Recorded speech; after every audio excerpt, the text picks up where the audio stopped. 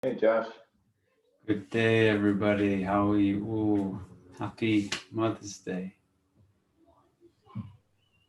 doing great. Beautiful. Just submit, Lisa. So good to see you all. Shining rays of light. Yes. Thank you all for joining me today. And any mothers out there, I wish you a wonderful day. And let's give thanks to Mother Earth as we spring forward into spring, the Sunday that's the closest, as we move forward into summer, where all the fruits start coming back into being and life starts to join us again. So welcome. How's everybody doing with the virtues? Are people making the connections and lifting the veil up from the physical nature to see the energy behind every action that we take? There's a very important thing going on behind the scenes. And if we have the perception to see it, we truly can control our experiences here and have wonderful, abundant life. So is there anybody today that would like to jump in to share some experiences, maybe ask some questions, or I can see Lisa has a hand up. So Lisa, would you like to unmute your microphone and welcome? It's a pleasure to have you again.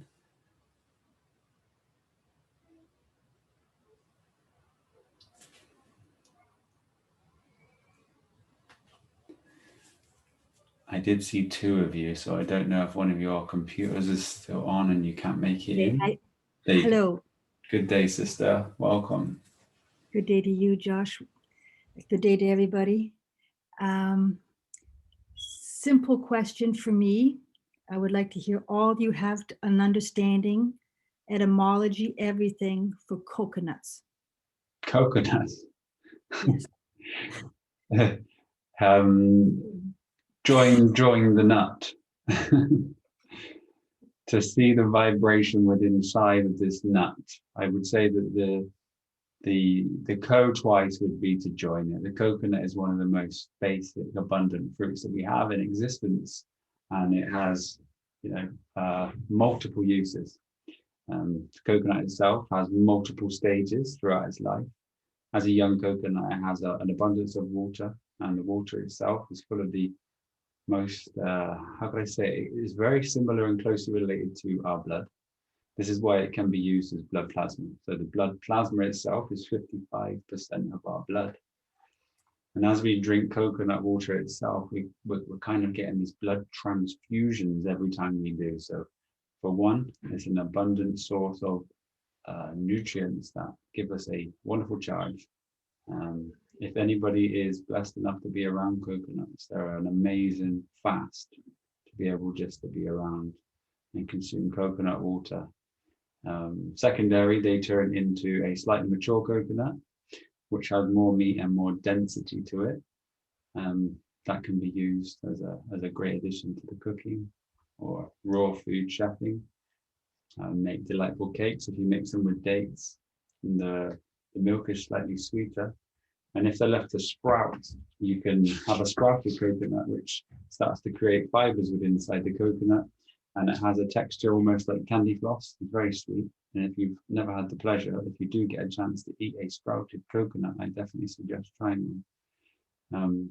But the nut itself also has the ability to create great fuel for fires, make great fiber. You can basically do anything with that nut. It's a similar uses to sort of hemp, but the nut itself, I mean, you can't argue with it. It has uses across board, medicinal, nutritional, and keeping us warm, fiber, fuel.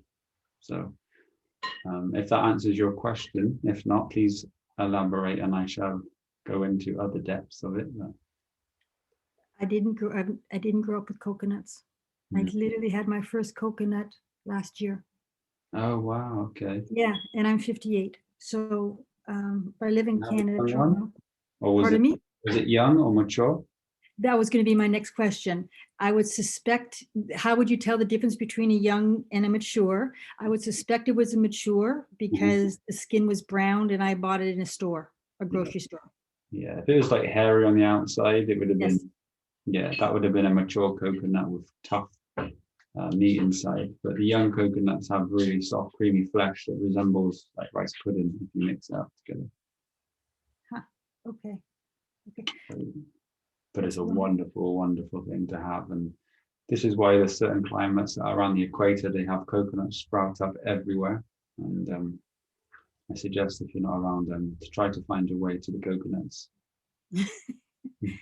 Well, I see how a lot of, drinks, coconut water and coconut milk and stuff, but then being introduced to don't eat things that are processed, pasteurized, and Yeah. these things to consider. So I'm glad I never went down the route to buy a can of coconut water or Mm. or one of these other drinks.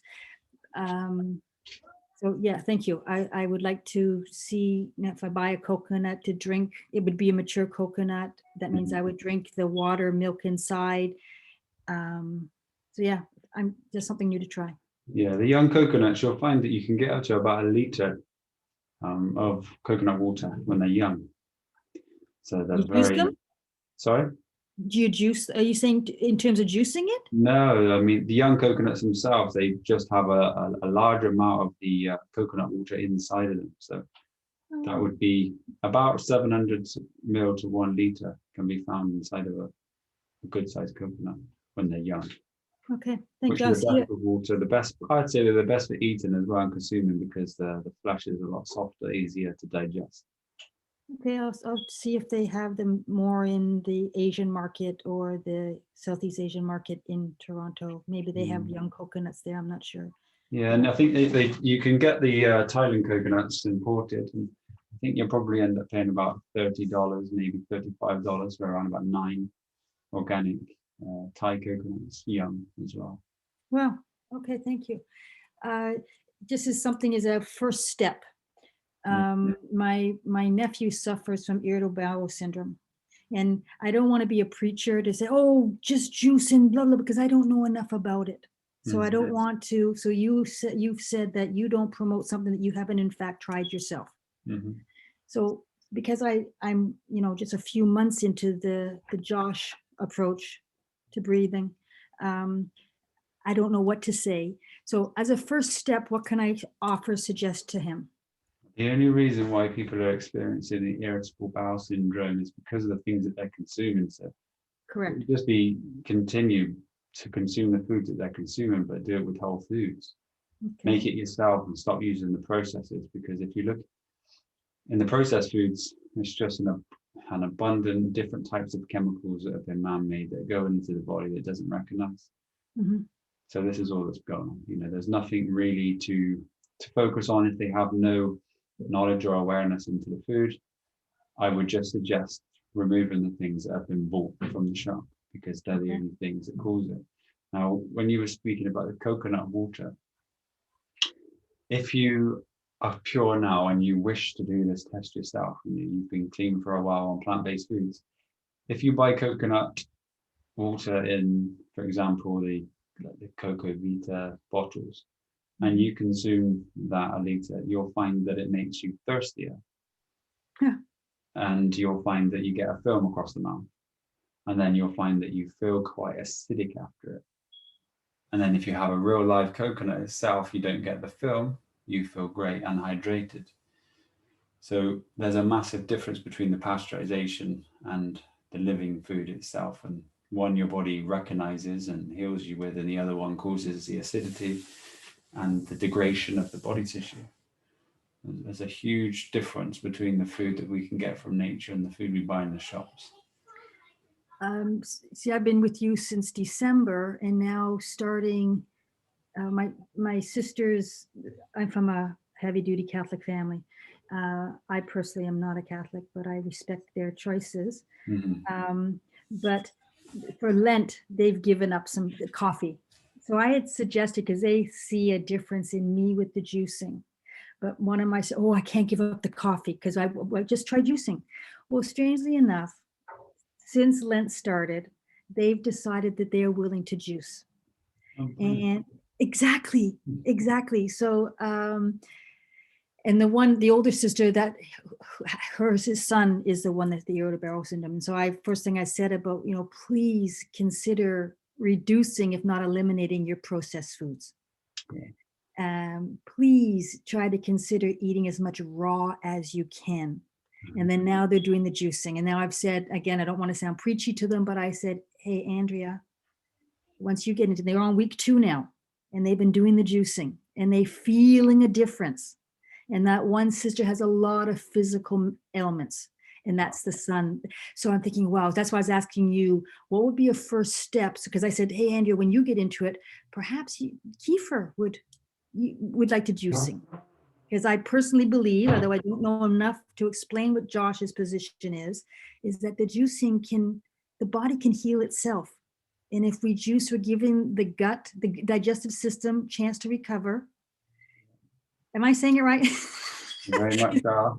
Okay. It sounds funny when we say the body can heal itself, because, there is a massive, most of the population have this belief that the healing comes from somewhere else. Yes. A doctor or a pill. But it never heals. Mm-hmm. Exactly. And my sister is testimony to that, said the medical profession has failed you, Andrea. And that's just a reality. And now she's heavily medicated. Just, I've got this, I got that. And I think, wow. And those medications are causing effect.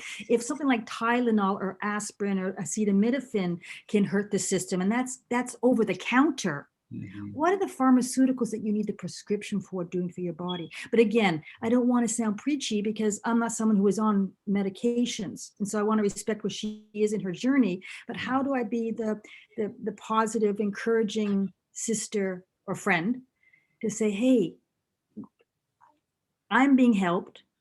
Although I'm here for mental health issues, you too can be helped from this. So that's why I was saying to you, what could be a first step that Kiefer could try? Is it just the juicing? Is it more water? I think, again, there's really, with someone that has this lack of awareness into the food, we just need to try to show them maybe a few days. I think with someone with irritable bowel syndrome, 2 to 3 days, they'll notice the difference just on whole food. They won't have the irritable bowel that they had. So within the 2, 3, 4 day period, they're going to obviously have an aha moment that something's different. And then if they have the strength and they can work together to find a new system within the family, then they're going to move towards this food, because they'll know, they'll feel it. And that's the most important thing. If they start to feel something, then they'll start to recognize that this is what's important. And then, they, as a mother or as a father, nobody wants to give their child something that's going to be hurting them. But if they don't know, then they're still going to search externally. So I would just suggest just removing, or even going with them to the shops to buy something with them, or to show them what foods they can and can't eat. Maybe make a meal with them or for them. When my family were ill, and I went and I stayed and I made them every meal and every juice, and until they could see that this was making a significant difference. So it depends on your situation, where you are, and how much time you wish to spend on it. But we can show them. I was doing the juicings for my 2 sisters, and they would be picking them up. So that's what committed I was to say, look, you know what? I'm willing to do that. It is labor intensive. And they're both corporate people, busy jobs, blah, blah, blah. And so, and we often can say, oh, I don't have time for this. And that would be true. Although we all have the same amount of time, and therefore it's the choices we make. But my one sister, I gave her the video that you were talking to Max about his son, about the weightlifting and the foods and too much sugar and blah, blah. And she found that interesting, because her first concern, and I said to her, Andrea, just about everybody in the Telegram group had a problem with the consumption of this much sugar. And Josh smiled each and every time and tried to explain that this is what the body needs. Simple sugar is glucose. Is that true? Simple sugar is glucose? It is indeed. That's all our body forms are. Okay, so what's the difference between glucose and fructose? Because that was a question that came to me. Well, what about fructose? And I thought, I don't know. At the end of the day, the natural fruit itself in its holistic form supplies us with the exact nutrients we need. So you don't need the broccoli, you don't need the spinach? No, but you Cool. can Mhm. consume it. What it does is it raises the body temperature. So, if we just remember that we've been separate from our mother where she provides. And the only reason how we're surviving right now is because the hands of the commercial system. We were sent out as slaves to be able to expand and to be able to take minerals from the ground to try to create these things in the material world. Thus, we've had families and created more and more, and people have moved away to these sections sold by the commercial, and posters and things like this. And the food that we consume here or can only grow here exists under the ground or slightly above the ground, and they're hardier fruits. So in the colder climates, the food that grows here is purposeful, because when you consume these foods, the body runs hotter. And you'll notice this in the summer. When you have a hot summer, all you want to consume is fruit. You feel amazing on the fruit and the juices, and they keep your body cooler. Thus, the body will live longer. As the body's cool and it's running slowly and the body just ticks along nicely without producing too much heat, your life expectancy will be so much greater than it would be consuming the hot, the heavy burning foods.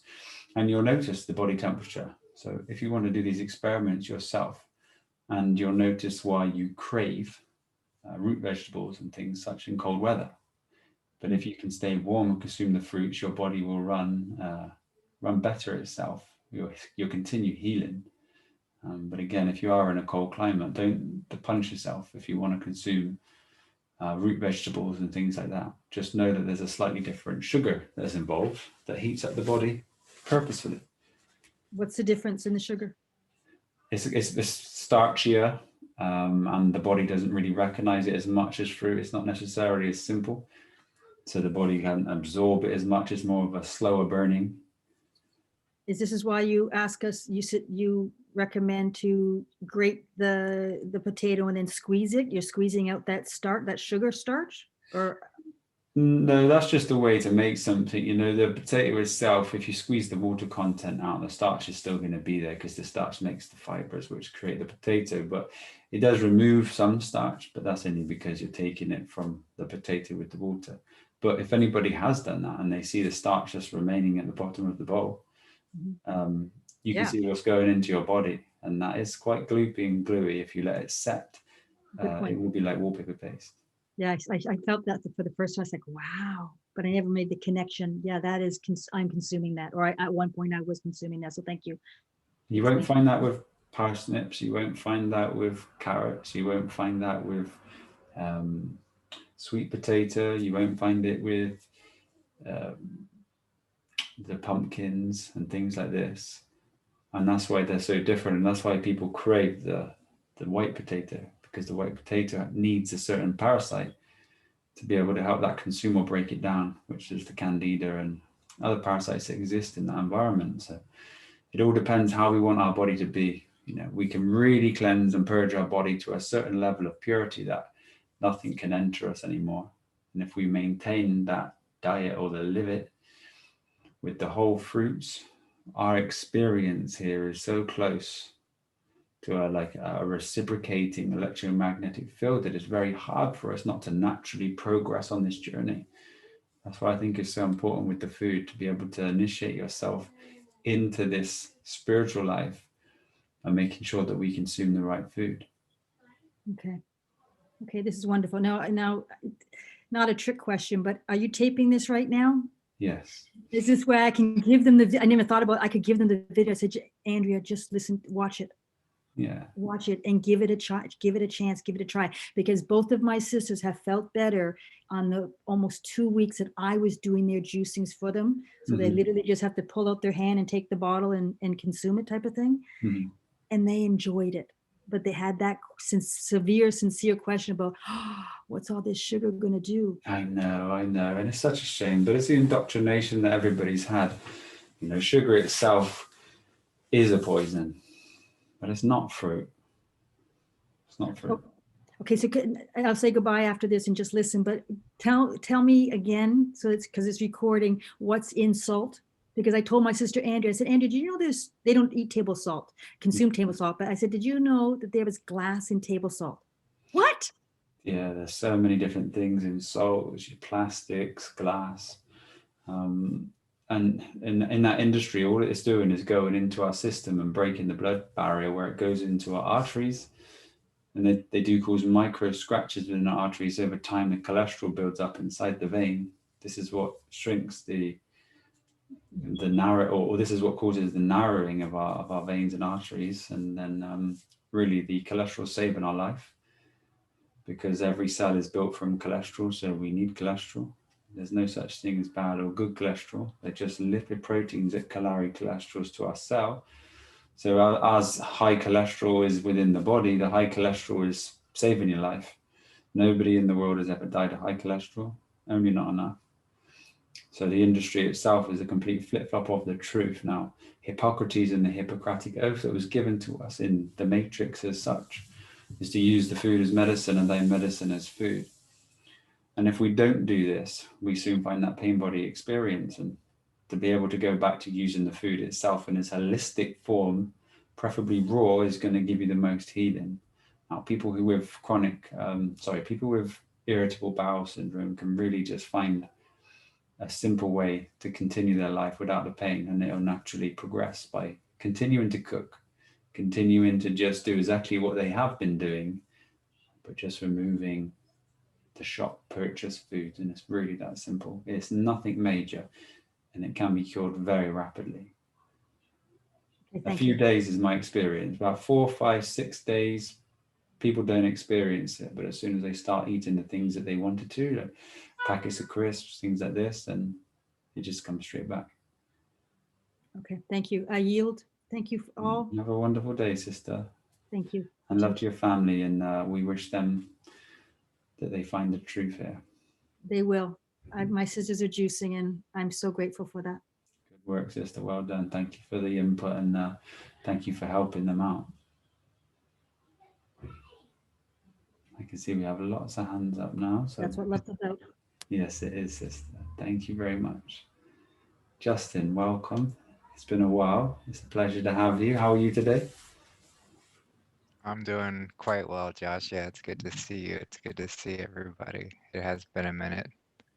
Yeah, it's been wonderful. It's been great. I appreciate the virtues and just really focusing on that pause before reacting is really very helpful to take a look at and see what's being shown to me in this moment, what's being shown to me with this example. So I appreciate that. Thank you. Yeah.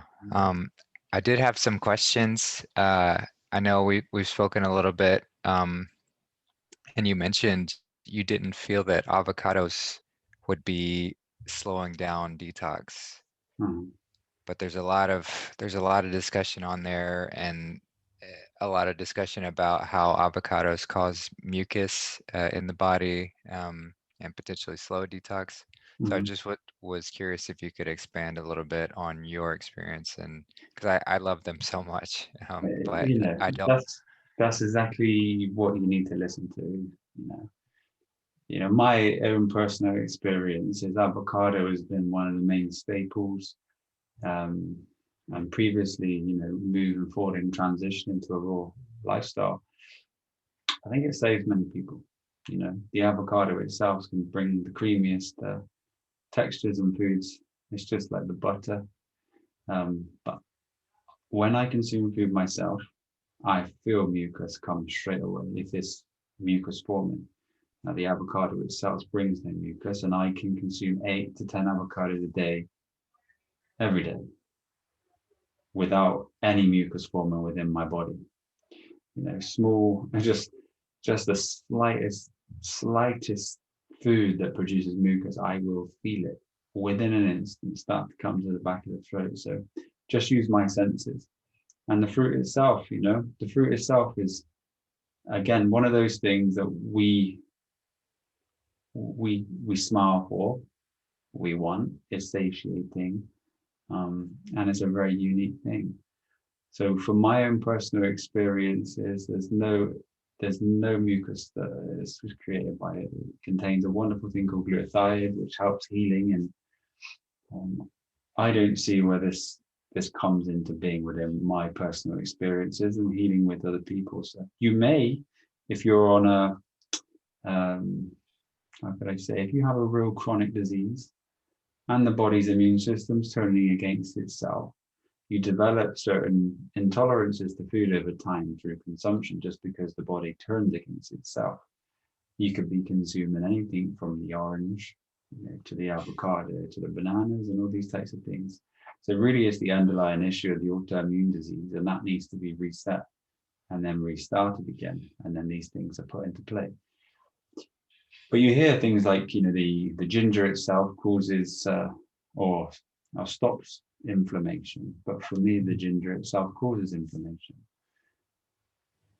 For the matrix, you see that garlic is a wonderful thing to consume every day. But for me, I know it's a poison within my system. So it's just, going through these experiences myself, the avocado is king. It really is amazing. So that's great to hear, because I was a bit discouraged hearing that. So I'm gonna, I'm just trusting that this. I mean, I feel better than I have ever felt in my life. So I know I'm on the right path. I know I'm doing the right things. They're just, I think this goes back to the patience virtue. I think it just needs to be patience with my detox process of coming from 30 years of eating a disastrous lifestyle and letting that go. So it's, and don't forget the food that we're having as well. If it's not grown from our natural garden, we're still having the foods. It's not 100%, and as we progress into this journey, we're all going to collaborate to be able to share these wonderful gifts of organic living food that's grown from perfect soil. So until then, you just may experience slower forms of healing. Now, there's one thing that's an amazing device that can be used to heal pretty much anything, but you have to be careful and you have to be able to get the right device. If anybody's heard of the violet ray, has anybody heard of the violet ray? You mentioned that. I had never heard of it before. It was from Nikola Tesla from the 1800s. And it basically purifies the body and creates ozone within the blood through electricity, but it's plasma and magnetic energy. And there was little handheld devices, and they would cure everything. And then during the war, I think it was around about 1920, the commercial world started to destroy up into sort of 1950s, 1960s. And then by the time that the bankers were very strong and the families as such, they basically went and destroyed and took apart every company and made them get thrown away. So lots of old people had them in their attics stored, so you may be able to find them. But we need to make sure that they're cold, negative electricity rather than this hot, positive electricity.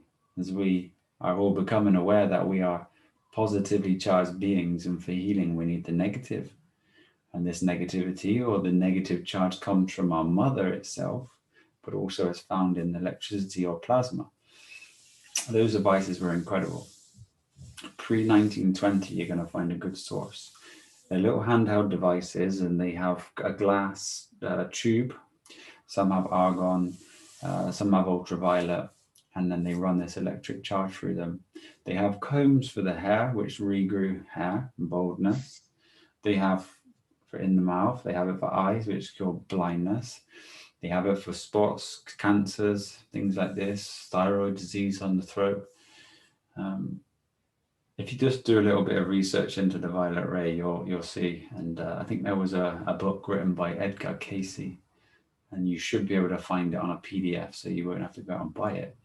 But it has all of the experiments that were done with it. And if you ever get a chance to read it, you'll be so amazed with what's come from the experimentation of electricity, negative charged cold electricity that heals our body in a miraculous way. Now, this would be wonderful for you, brother, with the ear, but the only thing is I don't want anybody to go out and get it because they make them now in China, and the ones in China, they produce this hot electricity. We do have people that are trying to create these on a marketable scale, and it's not quite here yet, maybe within a couple of months, and they'll be readily available to purchase. But you'll see skin cancers. There was a man who was sent home to die, 3 weeks to live. Legs were black and blue, full body riddled with cancer. And all he did was sit there for 10 minutes, 3 times a day over his body. And then within 3 weeks, everything changed. The blackness went, his leg swelling went down, cancer is no longer there. And it was just from this handheld device, no change of diet, nothing. So these things here are real, but they're going to come back into fruition as we start to do things ourselves. Yeah, look forward to that. Just Yeah. sharing healing in that sort of way. How magical. I mean, it sounds like science fiction, but it was here, and it was 100 years ago. It's funny.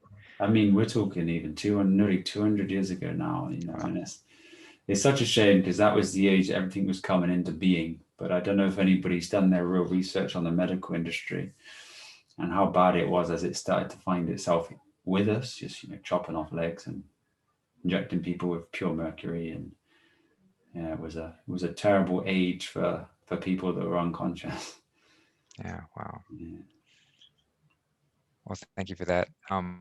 I guess as a sort of simpler remedy for the ear situation, have you had experience with earwax candles, and do you think those are effective?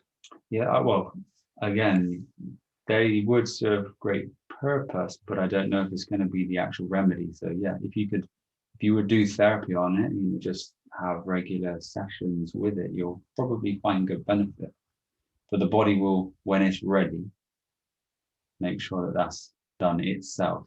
Right. But to aid that, I think the earwax candle itself would be good. But it's a shame that we can't just send you one of these violet rays. And if anybody's technical out there with the electricity, then I see Aaron's hand going up. So we'll bring you on in a minute, brother, and we'll talk about them. Yeah.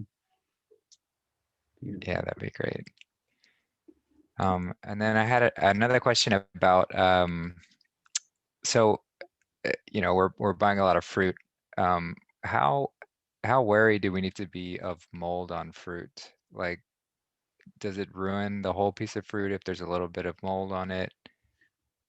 Or like, I know, yeah, right. I'm not going to eat the mold directly, but Yeah. like if I've got a bag of grapes and several of them have mold on them, can I just pick out the ones that have mold and I'm fine?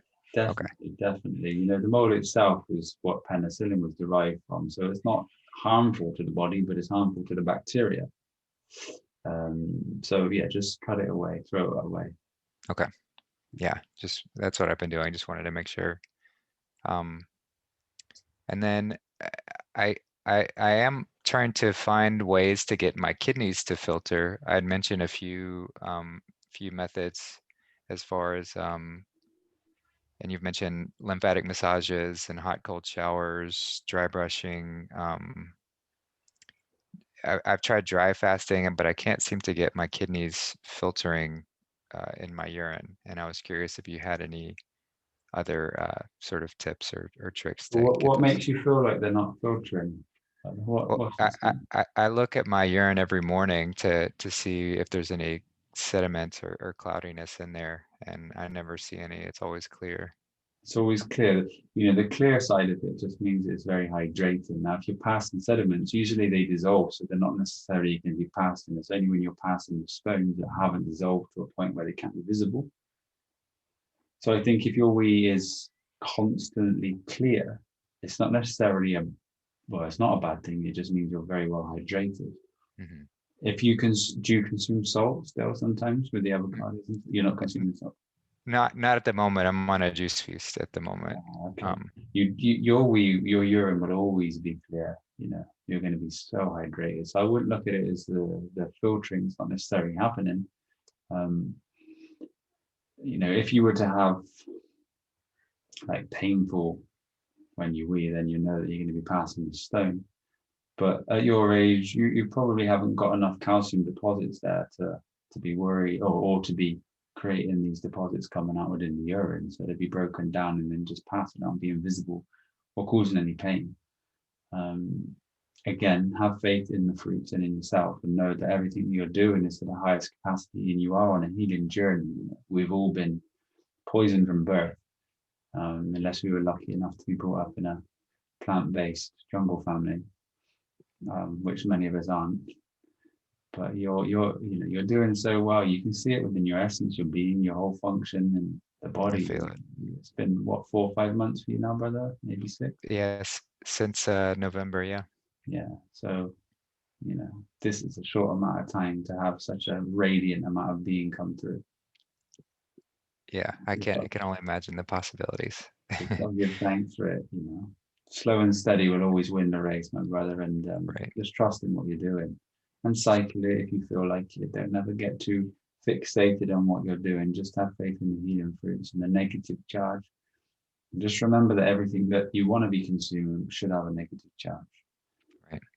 The water, the food, and everything that surrounds you. Great, thank you. And then I did have one sort of spiritual metaphysical question, and just wanted to get your thoughts on polarity and the Bible referencing harvest, and how in Revelations God says to be hot, either hot or cold, not lukewarm, and things of that nature. So just wanted to get your take on what does that mean? As we're approaching this time, what is this polarity that we're here to choose, from how you see it, It's the if that mind. makes sense? It's the mind. So the mind itself likes to jump from pole to pole without being centered. If it was centered, the mind would be still. And the harvest, we have the farmers always harvest, or let's start from the scratch. So the farmers would always plant seeds before a full moon, yeah, because the full moon gives off the coldest light. But if we take the mind as the moon, and we all know that if there's a full moon out there and we have excessive thoughts, they're kind of increased and exacerbated. And it makes a massive difference on the exacerbation of what one is sensing at the particular time. So that the nursery rhyme where the cow jumped over the moon, this is what we all need to do. We all need to jump over the moon mind. The mind is very indecisive. So it's all to do with this highest teaching, and the highest teaching itself, is one of the most simplest teachings that is out there, which is hard for a complex being and a complex mind to really interpret and understand. So that's why all these allegories and all these parables have been left for us, because the mind needs to find its way there through the complexity of the ego. So it's all about not judging and not allowing the mind to appear in its extremities. And that's how I would translate that verse and the revelation of it, because the true revelation is found when one stops seeking. You seek and you shall find, but there's one thing that you can't find, and that's the thing that you should be seeking for. And that thing is the fact that you are the very thing that you have been searching for your whole life. If we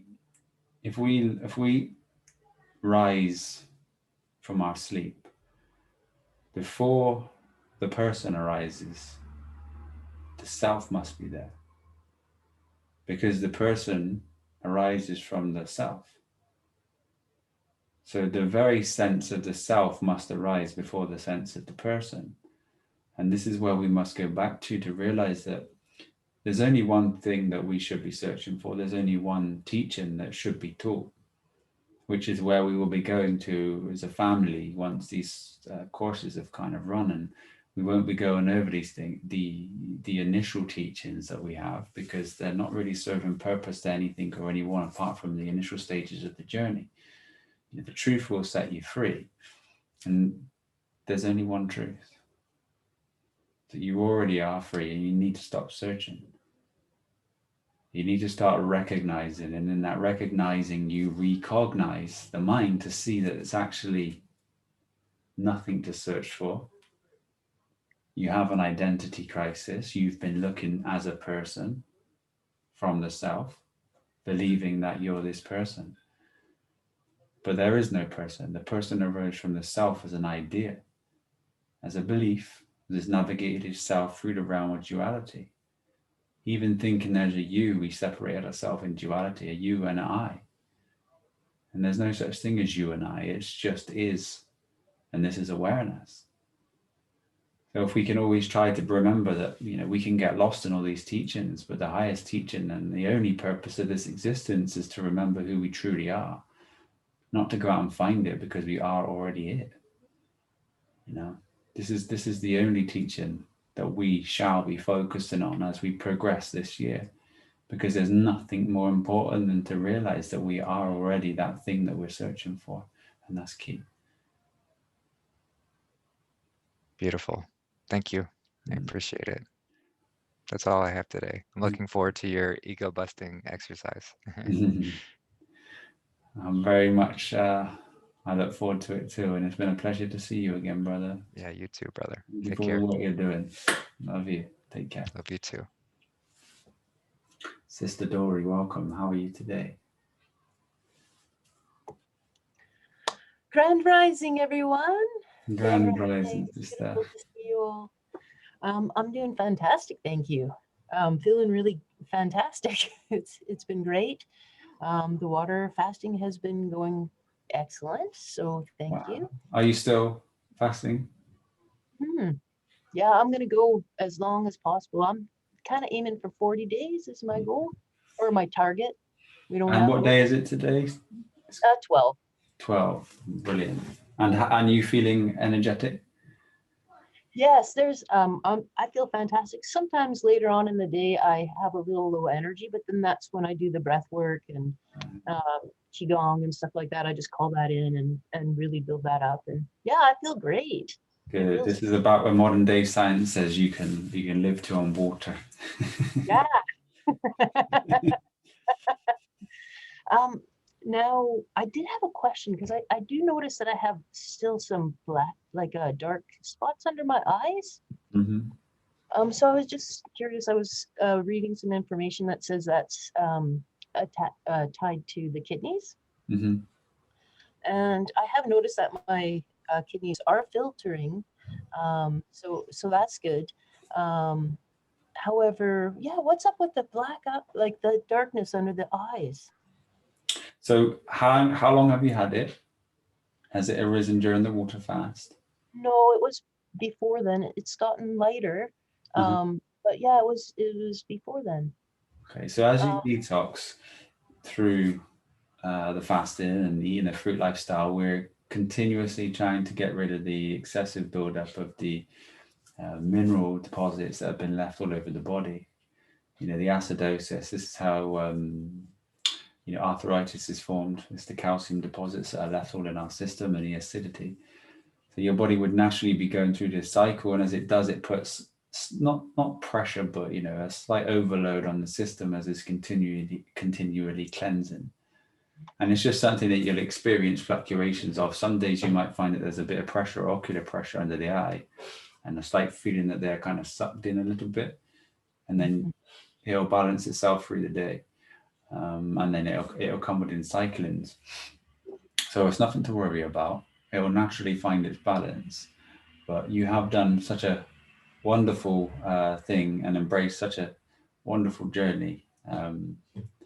You're looking, different every time we see you, more radiant. So again, this is something where we need to just trust. We can go online and search for everything and find no answer, just a slight attachment to the person that makes us feel a certain way, that we need to be doing something different. But if you're choosing this journey, I suggest that you just have 100% faith in everything you're doing, because what you're doing is the best thing for you. We will get lost in information. Every bit of information out there has been built on hearsay. And the only way to empower yourself is to go through this journey yourself and to come out the other side to realize that everything you did was absolutely perfect, because it's why you were here. And just embrace it. It's not going to be long for you. Awesome. Thank you so much. Yeah, I do have faith in it, and I know that everything will heal. I know this, not the faith, but the knowing. Like I absolutely know this to be true. This is unquestionable. I was mostly really just curious how the body is processing and why these things show up. So thank you. Yeah, it's only down to the elimination, and that's the thing that the medical industry always gets confused, because they do these tests and it'll show that you have the high cholesterol, but the high cholesterol is not the issue. The high cholesterol is there because the body's healing and it needs the cholesterol. So you just got to remember that everything in that industry is the reverse.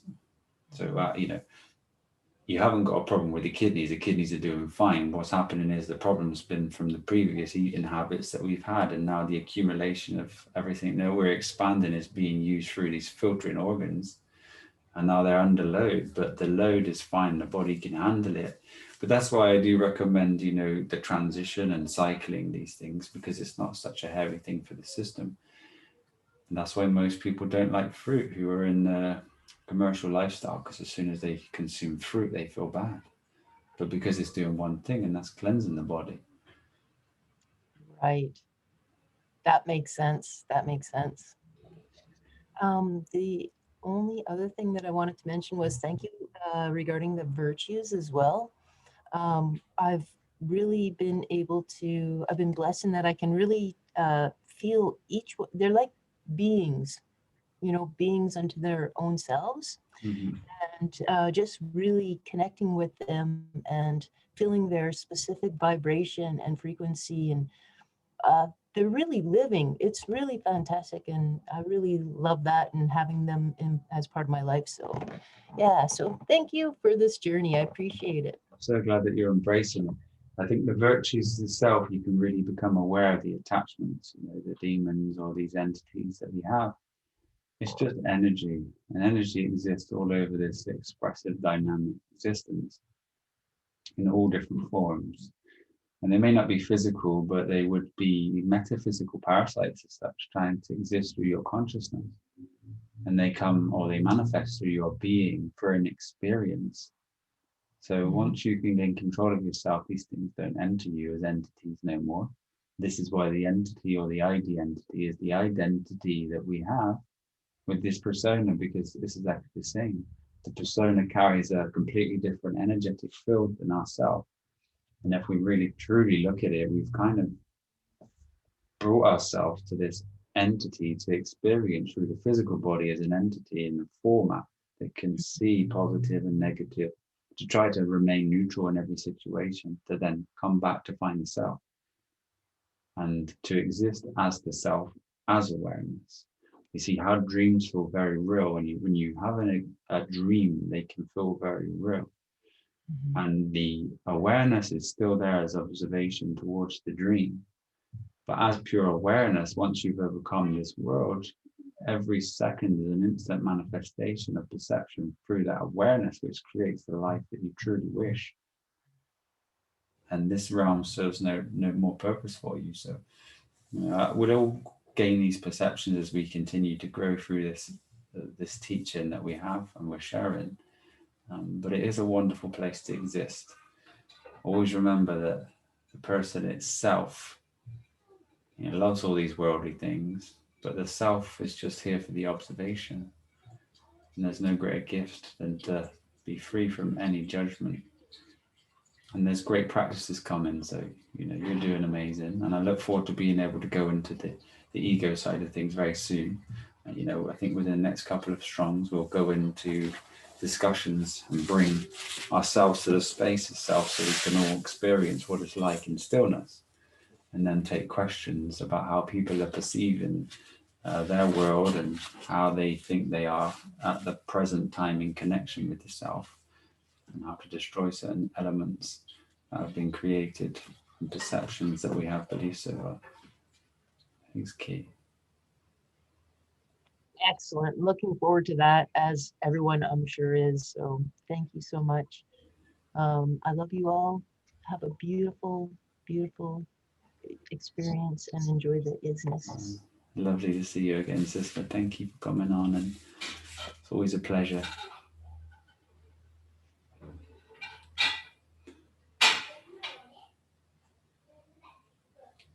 Gail, welcome, Gail.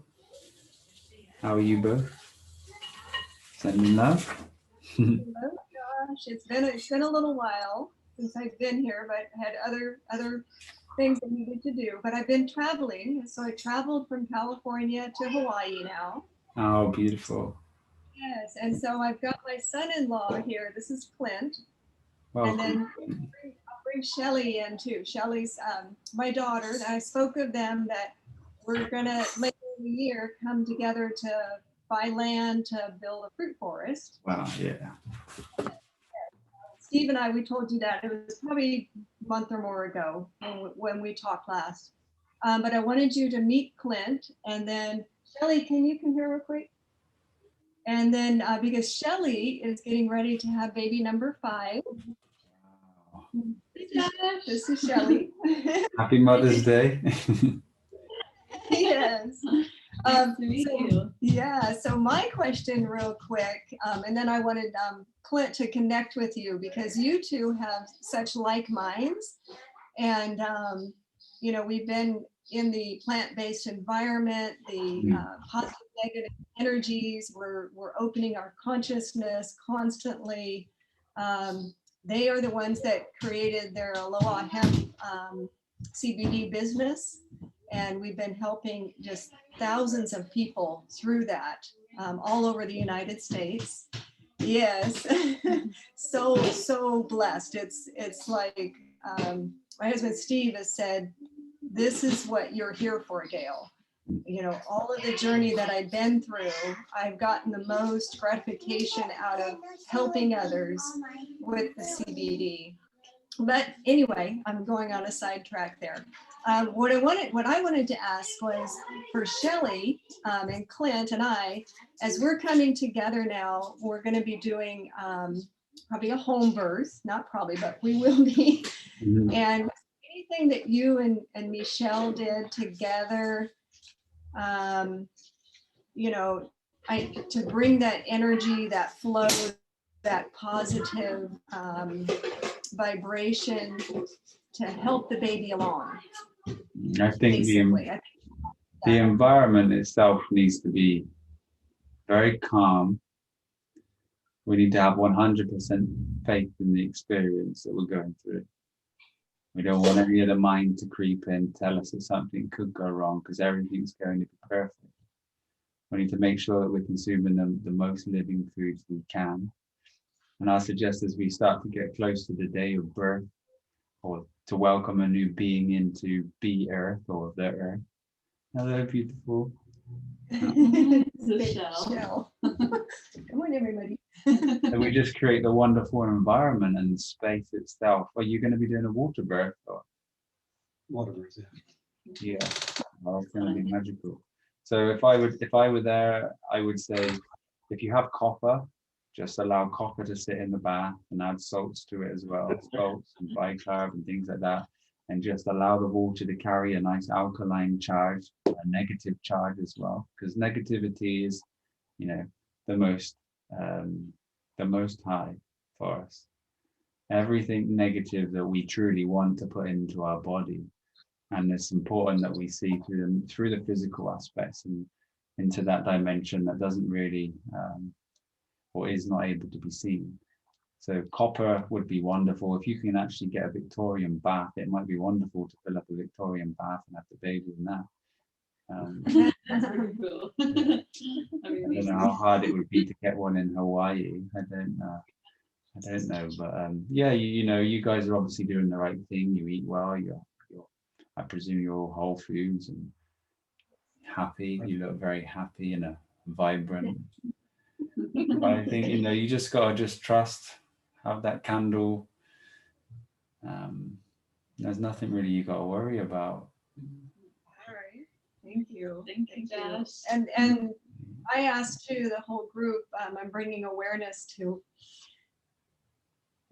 everyone to come together. I got so much happy emotion for this baby. It's the one. And pour your blessings out to Yeah. Shelly and the baby and Clint and the family.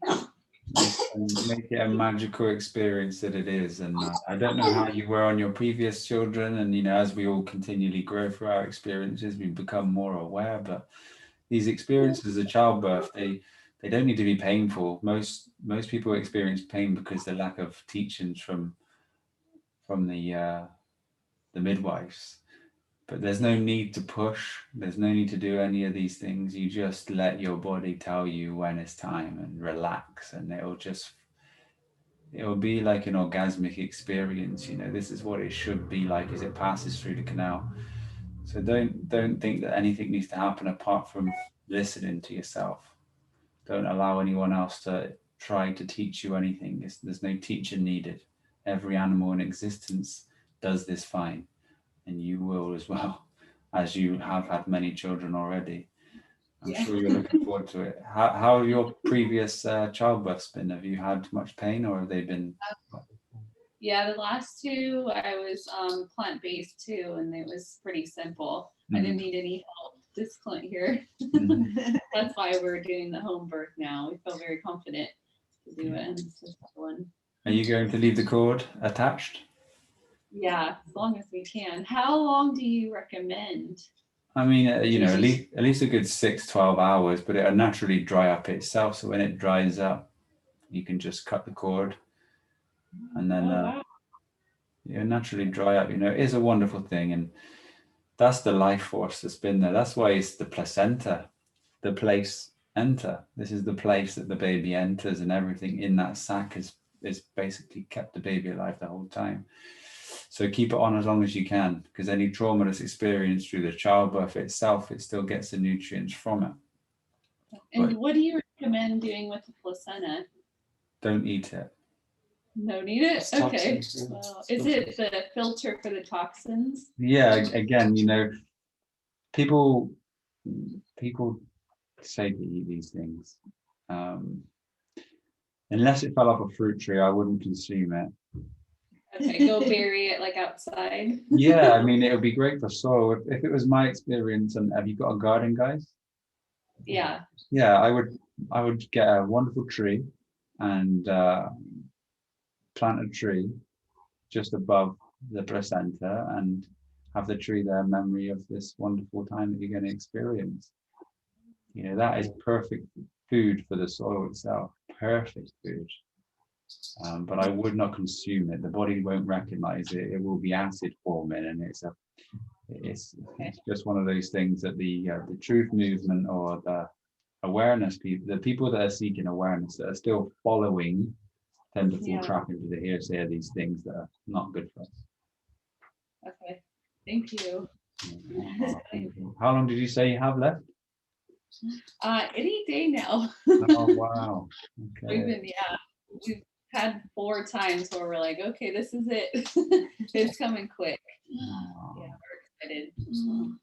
Well, we wish you all the best, and we know it's going to be such a wonderful experience. You all look like such wonderful beings.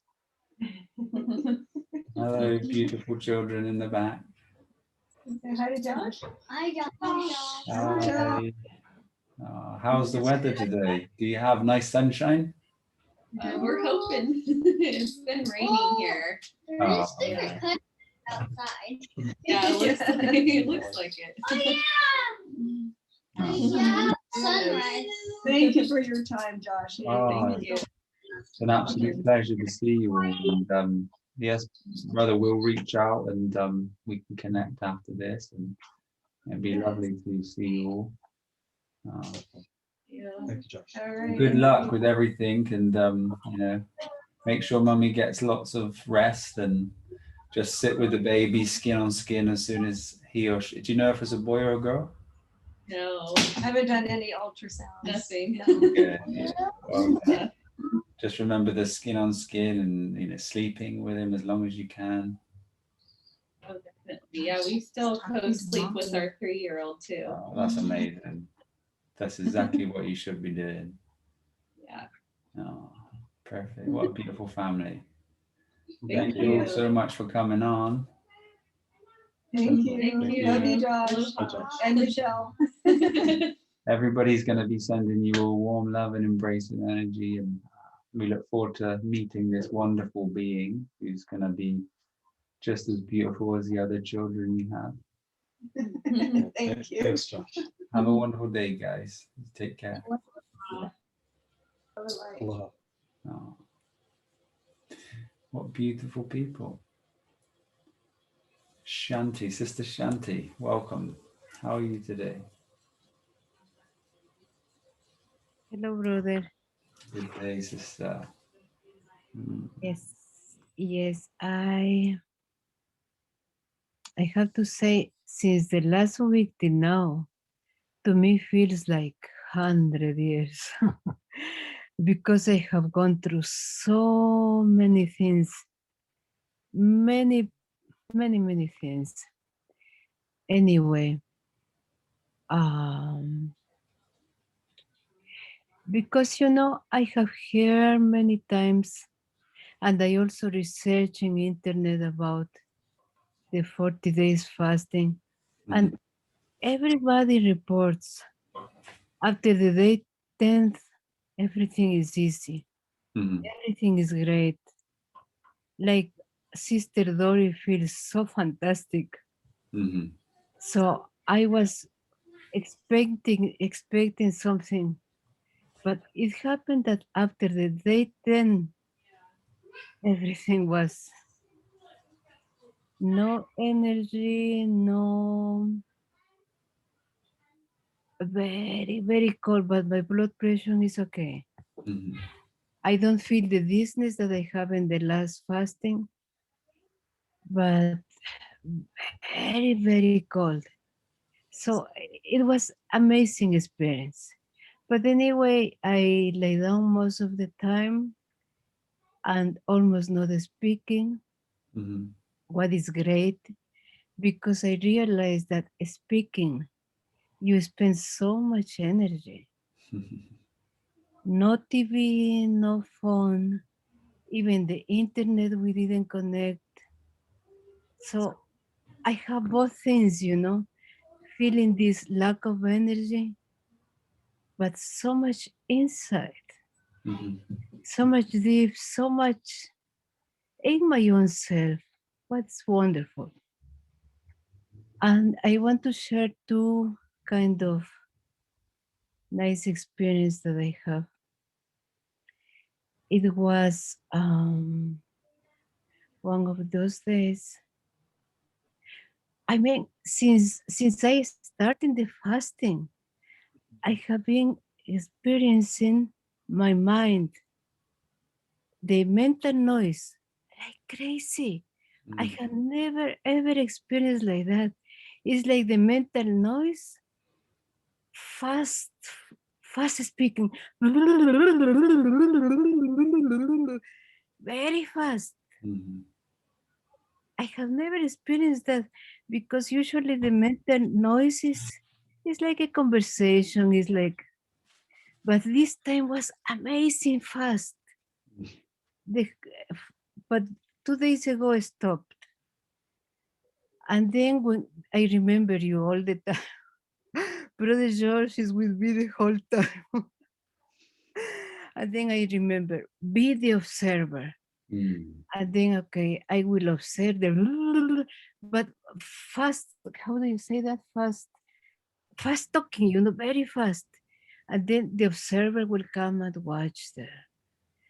And then the mental noise slowly will disappear. But then as soon as I got distracted, the observer got in another, the mental noise will come. And all the time like that. But you know what I realized? That the observer is watching the mental noise. But the mental noise is also watching the observer. Trying to. Because, as soon as the mental noise sees the observer, she stops.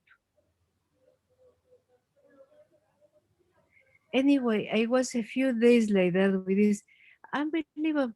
And also at night, the dreams will come in the same frequency, in the same silly things, not sense things, but in the dreams will come the dream the same. Fast, and they observe, But I noticed that during the sleep, the observer is stronger, Mm. and then the dream will disappear soon. But I tell you, if I fall asleep, I don't know, very interesting experience. This was one. But the other beautiful experience, it happened in the dry fasting day. Mm. Because I always try to make sure that I do my yoga, that I do the grounding and hugging trees, because this is what gives more energy. Mm. So one day I was doing the dry fasting. I was doing the yoga. I think it took me 1 hour to finish, because suddenly I was sitting there. I look all around and I realized, what is all this? It's nothing. It's nothing. Why we keep accumulating this and this and this? It's nothing. Mm-hmm. We cannot take anything with us. All this is absolutely nothing. And I even realized, my biggest attachment in this earth is my husband. And I realized, not even my husband. If I die, I cannot take him. If he dies, he cannot take me. Mm-hmm. So what I'm doing? But What is? you cannot die. Only the person can die. Yeah, this is clear, but still, this accumulation is for nothing. Mm. And believe me, since that day, I see things different. Wow. Everything has changed. I don't know. Walking in the forest, everything has another meaning.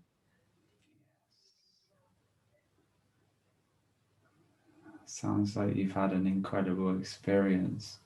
Has the mind not left you, but is he working for you now? It's, I must say, I'm more silent. I'm more in myself. And because we are going through the same process, we almost don't speak, and it's not necessary. Mm-hmm. It's not necessary. So I'm more in my own self, and it's very enjoyable. Mm-hmm. And at these times when you feel, you've said you've kind of transcended them, but if we just do the retroduction and see, the mind's telling us one thing, giving us the worst case scenario, trying to bring us in through fear. Just say, and then what? Every time the mind tries to speak to you. And then what? Yeah. What if I'm here alone? Or what if my husband's muscles don't grow? And then what? What's the worst thing that can really happen here? Every Yeah. single situation that you've ever been in, the only thing that makes that situation bad is the belief in the mind and the experiences that it's trying to give you in that duality aspect. The mind itself is the main projector of all of these issues. If you are here and now, the relationship between you and existence is a symbiotic relationship that needs no teaching. Life itself is effortless. The highest teaching is effortless. The only thing that we need to do is let go of the ideas that we have. Mm-hmm. Search for enlightenment. The word itself, enlighten mind. To become light is to let go. To become lighter is to lose something. Every idea that we've had, every belief that we have, they all change. Every experience is an experience that constantly changes, but there's one thing that does not change. If we can find the space that never changes, then we found the self. But what we tend to do is we tend to fall trapped to the mind in the search for the self, because the mind will always take us to a place that within its own function to paint a picture of what it would be like to be in this space as far as it knows. But that's still observed. Even the observation is observed. This is why we take no mind to these thinkingnesses, and those that judge shall be judged first, because everything that we have through this egoic mind is constantly running through judgment to protect us. If we step away from our beliefs and we just start to be observant with the mind and its function, you'll see that the mind itself is running ahead of you ever so slightly, and you can never catch up with the mind. So the best thing we can do is just allow the mind to do its runnings and just watch it. You know, thoughts themselves, they're not yours. They come and they appear. These are entities. So if these entities are just coming, it's fine. You just let them come. You watch them and they'll pass just as quick as they came. But as soon as you give attention to them, they manifest within inside your being. And now you have drama. And there's no need for any of this drama anymore at this particular stage of our evolution. So always remember that the best place and the highest form is to surrender everything to oneness, to God. Every moment is perceived. Is there anyone that has been trying to find the self and they get to that point where they are or have found a space that seems still, but the mind just won't let go? And this is because we're trying to create an identity for the self, or we're trying to see the self, or we're trying to perceive the self when the self cannot be perceived. You know, and this is why we must really come to that space when we rise in the rising. There's one thing that's already there, which everything spontaneously manifests from. This experience that we have is a projection from the highest, which is the observer or the I. There cannot be a you without the I. Everything has arisen from the I. This is why God said, I am that I am. We all got to remember, if we're having drama, just to let the drama play out and come to that space of stillness. The mind itself, when it sees that there's a possibility that it's not going to work for you, it's going to do exactly what it did for you. Blah, blah, blah. It's going to continue. It's going to sound like a screaming monkey. It's going to be pointing left, right. It's going to try to pull you straight back in. But it's observed. And you keep observing. And there's a subtle change within the way that you perceive reality. And you just adore reality for the experience that you're having with no judgment, because this is the real reason for the life itself. It's just pure manifestation of expansive awareness and consciousness. Consciousness itself is just a play. The observer needed to experience.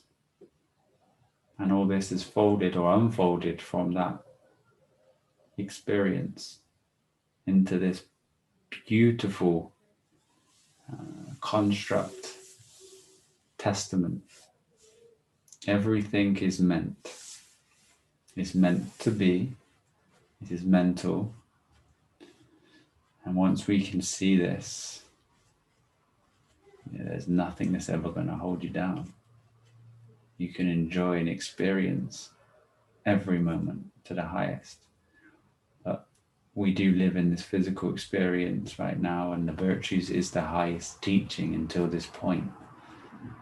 So if you want to create and shape your life in a way that you want it to be, I suggest that you try to master the physical, you master the virtues, you take control of every thought form that has ever attached itself to you, every desire, everything the person has created through this journey, you slowly take apart. Because to get to the perception that you can truly transcend the ego, you have a lot of baggage. The mind acquires so much over the years. So we just got to start surrendering things on a slow basis. And this is why the hare doesn't win the race. It's always the slow, the steady, the still, the silent. Even in the wantingness or the expectation during your fast after day 12 probably held you to the groundingness of the physical pain body experiences and the heaviness and the tiredness that you were feeling because you had an expectation of the experience. Yes. And as you start to surrender those expectations, you'll see that how could you ever live with an expectation, because all is perceived at this moment. Mm-hmm. There's nothing there's nothing happening other than this moment at any given time. And try to recognize the mind to that perceive or to that perception. So otherwise you'll be taken somewhere else, out of this now, to a thinkingness form or a manifestation through the mind of illusion. The illusion is the highest trap. There's many illusions within the world and the structure itself. That's why there is a busyness world to keep the mind occupied. That's why we have media. That's why we have things like Trump. That's why we have all of these the programs when everything really truly is so simple. Trust in your experience, trust the earth, trust the trees, trust the wind, trust your observation of everything that's around you, because that's the only thing you really need to focus on. There's someone sent me something to do with Sadhguru, and his teachings are of the world, and they're going to have a great ripple effect for people in a slight raising of their awareness. But he had a meeting with the United Nations, and he was talking about trying to develop India in such a way. For me, the only way I could see the country itself continuing to blossom and return back to the state it should be is for everyone in India to plant trees. There's no greater need than trees and fruit-bearing trees for anyone. There's no greater business than fresh organic food at this particular time. There's no greater regeneration of soil than fruit trees. There's no greater being restoration than fruit trees. There's no greater mind restoration than fruit. And all we need to do is the most simplest thing to restore balance here. With the technologies that we have and the age that we're living in, everything can be done through technology. We have the solar power now. I don't think that we're going to be moving into anything, such as the hydrogen power or the magnetic energy within the cities and the system itself, because the system's Babylon. Babylon has always been there to be able on. Able is the right side of our brain. Cain is the left side of our brain. You need to turn able on, and to be able on, you have to live in Babylon. This is duality. Don't want something. Don't have expectations of anything. Yes. Just see where you are and just keep growing slowly. The mind itself is a powerful thing. You don't have to destroy the mind. You just have to live in peace with it. Great. You know, Your I experiences, Shanti. Sorry, you continue. I was going to say your experiences seem like you've come very far, and I'm very grateful for you sharing that with us. brother, I want to say, you know, one day I think it was 3:30, and I was sitting there, and suddenly my ear started to ring very loud, very loud. And I said, oh, what is that? And then I put attention, and what I hear is, you have to work in the virtues, because the virtues will bring you to the last stroke of the grace of God. Mm. Amazing. And you just say that a few minutes ago, but very clear, you know, I hear Mm. work, you have to work in the virtues, because this will bring you to the last stroke Mhm. of the grace of God. This is exactly what it's for. The virtues themselves, and I don't like to say this because you have to have a great awareness to be able to see, but even the virtues themselves are a trap when you have brought yourself to a certain level, because you must then let go to everything.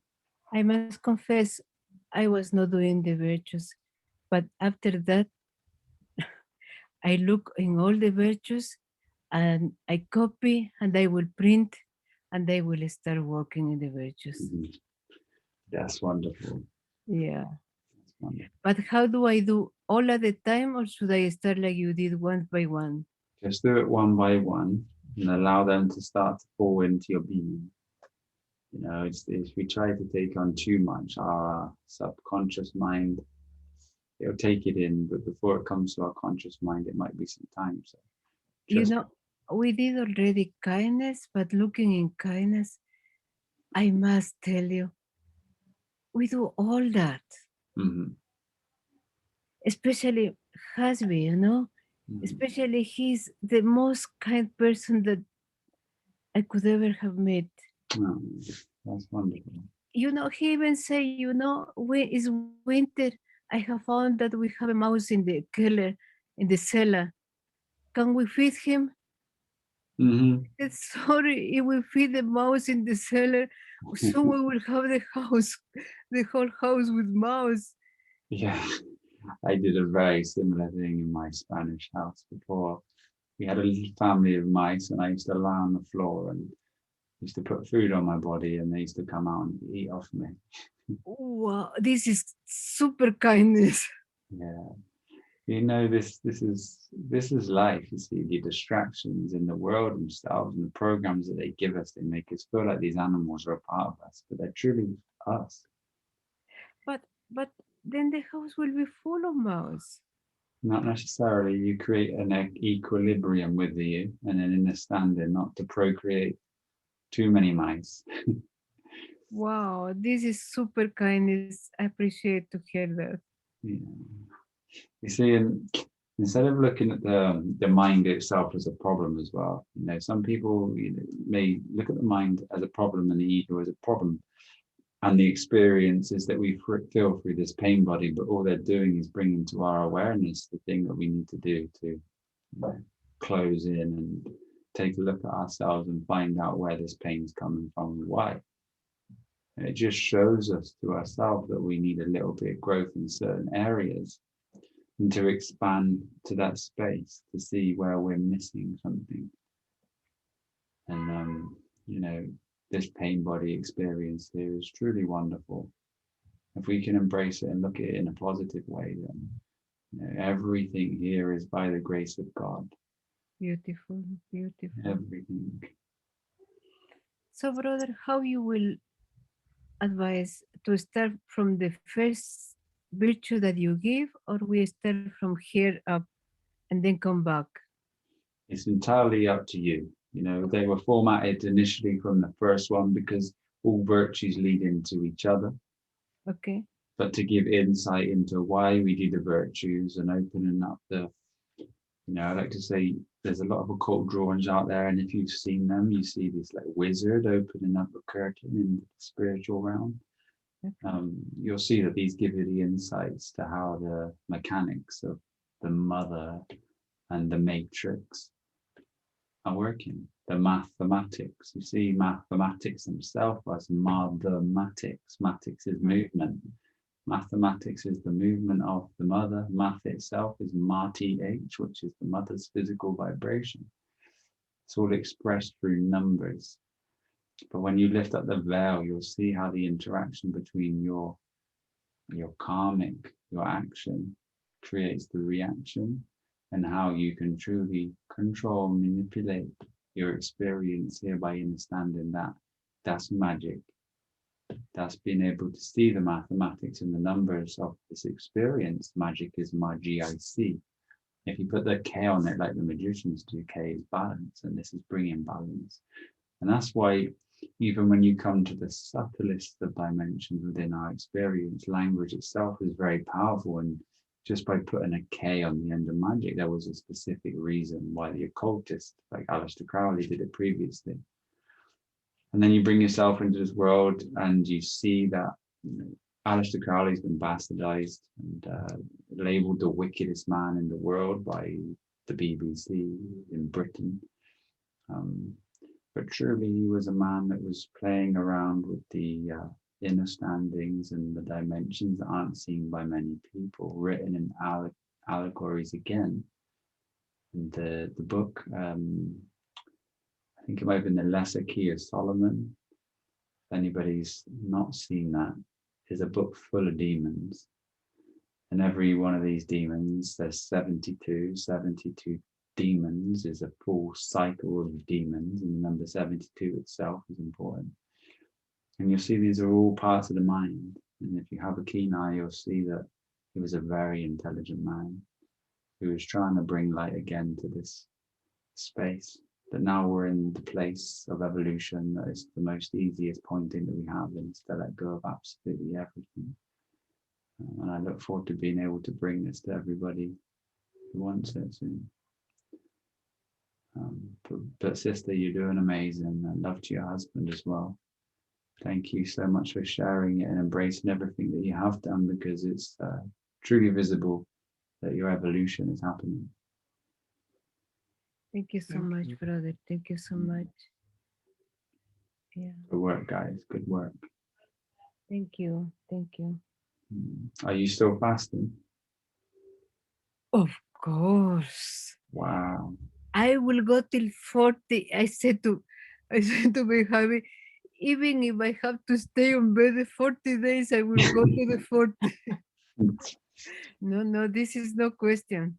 Wow. But you know, my husband is not doing completely fasting. At the beginning, he was taking 3 smoothies per day. Then he took 2 smoothies per day, and now he's 1 smoothie per day. Wow. Is this okay? Yeah, I mean, it's wonderful. And soon he will switch to fruit, and then he wanted to do at least 20 days of water. Water, wow. But no, the last thing, because everybody has to speak, the last thing, I have lost so much weight that I'm only bone. I don't care at all. But I'm so much bone that even lie down on the bed pains. But we will recover afterwards. I don't care at all. I'm happy about that. Of course, it's just temporary, as everything is within the physical experience. Just stay in the space that's never changing and is not temporary. Yes. And totally, not for sure. I finished my 40 days. Thank you so much, brother, because you know I have you every time in my consciousness, and I know what you will say, and I try to do what you will say. It has been a wonderful help. Thank you so much. It's an Thank- absolute pleasure, and thank you so much for doing exactly as you are. And you're a wonderful, inspiring being. Thank you. Brother, we meet you in India for sure. Let's get warm. Yeah. Let's get warm. My Yeah. fingers are cold. I'm in Spain right now, and my fingers are cold here. This is not warm enough all year round for me.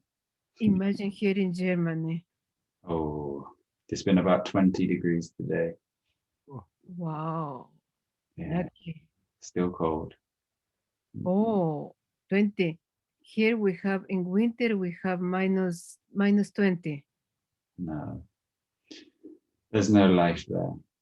No. Soon, Sure. See you in India, brother. Thank you so much. this We year. love you. We love you, everybody. Love, love, love, love. Thank you, sister. Thank you, brother.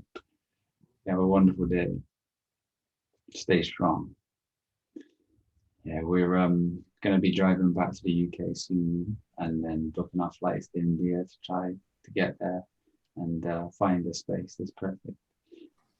So it's not going to be long. We're trying to get this done faster. We're going to leave in about a month, but I think we're going to try and get there a bit sooner. Maybe another strong or two, and we'll be there in England, ready to book the flights over. Let's make it happen. Let's make it happen. Yes, yes. Have a wonderful day, guys. Helen, Sister Helen, welcome. How are you?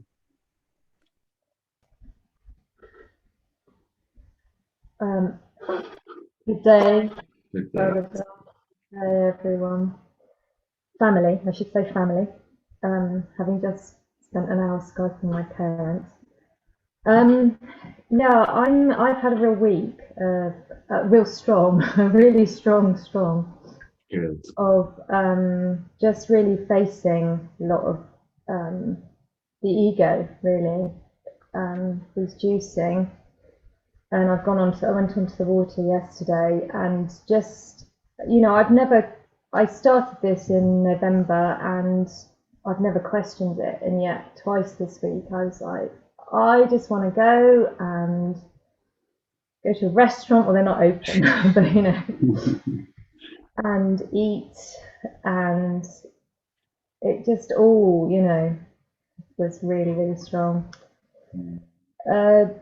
But I, came through that, and I'm on the water now, and I suppose what I want, I'm being a bit indulgent really, is I just want some reassurance, because there's no one I can talk to, in my life about this, because if I mention it, it's, I've been called anorexic and all sorts.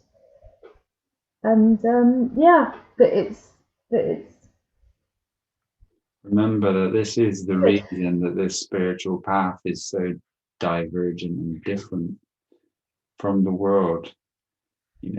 Every aspect of you gets tested along the way. You separate from family, you separate from friends. They try to tell you, the opposite of where you're going, but it makes you stronger. And as you continue to grow in the awareness, you start to see that this was exactly for the reason why you're here. This expansion is found through these experiences that you're having now. And as you continue to progress, you gain the strength. You stay on that narrow path that leads you to life. You just look at your body change. You look at the way that you're perceiving the mind. Not necessarily saying for you, but before this growth has happened, we didn't even know there was a separate aspect to our person. We thought that we were our person. And that person itself was hidden itself within this for this whole time. And now it's coming to being. You're starting to be aware of the ego itself, which is the thing that we need to completely transcend here. All the dramas of life, they're not attaching themselves to you. And those attachments that you used to have, are they there? Are you seeing personal growth? Are you seeing that the fact that the things that used to bother you before, they don't necessarily bother you anymore? Yeah, this week my mind has been quieter. My mind is quite made me laugh, you were saying it.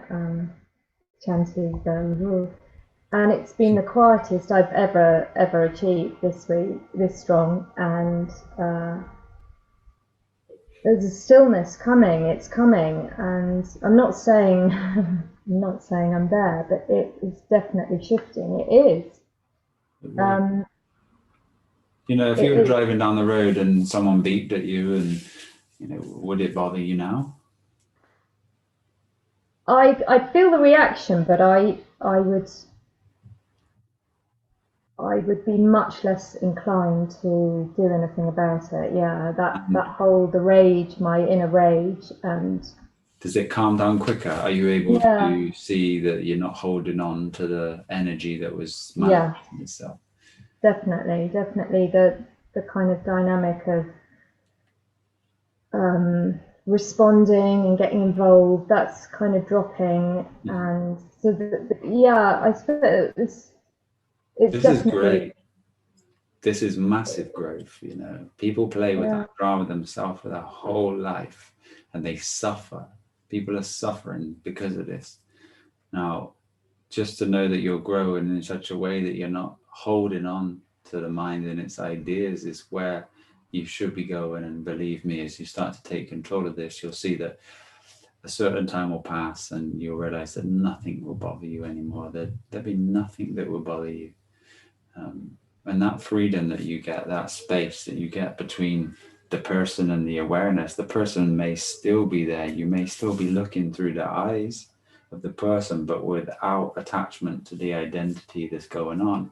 And then you continue to climb, and you know, as you perceive more, then you can find the actual observer itself, or you cannot find the observer itself. You come into the realization, and then you perceive from the awareness of the observer, which is a whole different experience. And you're doing amazing, sister. You know, you're doing amazing. To be able to embrace a water fast, to be able to embrace a fast is just the next level. And you must remember that. Yeah. The mind will try to tell you though. You know, the mind. It will tell you that, you know, is it worth it? Anything that you're doing is just a waste of time. You might as well go and have a burger. I'm starving. Feed me, feed me, feed me. But even in the act of going to having a burger, if the act of going to having a burger had no attachment to you, then it would be a different story. But at the moment, in this present time, you know, you have to be able to gain control of the things that were actually automatic or happening without the conscious awareness there. Every action that was unconscious, if we can do it consciously, then that's when we are becoming one with awareness. Yeah, I went, there were days where my ego is feeding me food recipes. You know, just, and I was there yesterday, I was like, really, you know, and I conquered it yesterday and today. I was like, I'm not thinking about food. I'm not hungry. In fact, I feel sick at the thought of food. It just realizing that I've got power to say no to that, because I've been such a slave to it, realizing that the power is within me to say, I don't need that thought, and it did stop. They stopped, those thoughts. That's it, yes. And say it out loud as well when you do. Say, it's not serving me. I don't want to have these thoughts anymore. And as you sit there with the thought that's trying to gain attention, take your attention off of it. Look at yourself in your hands and look around the room and try to bring yourself to this moment, and it should just disappear.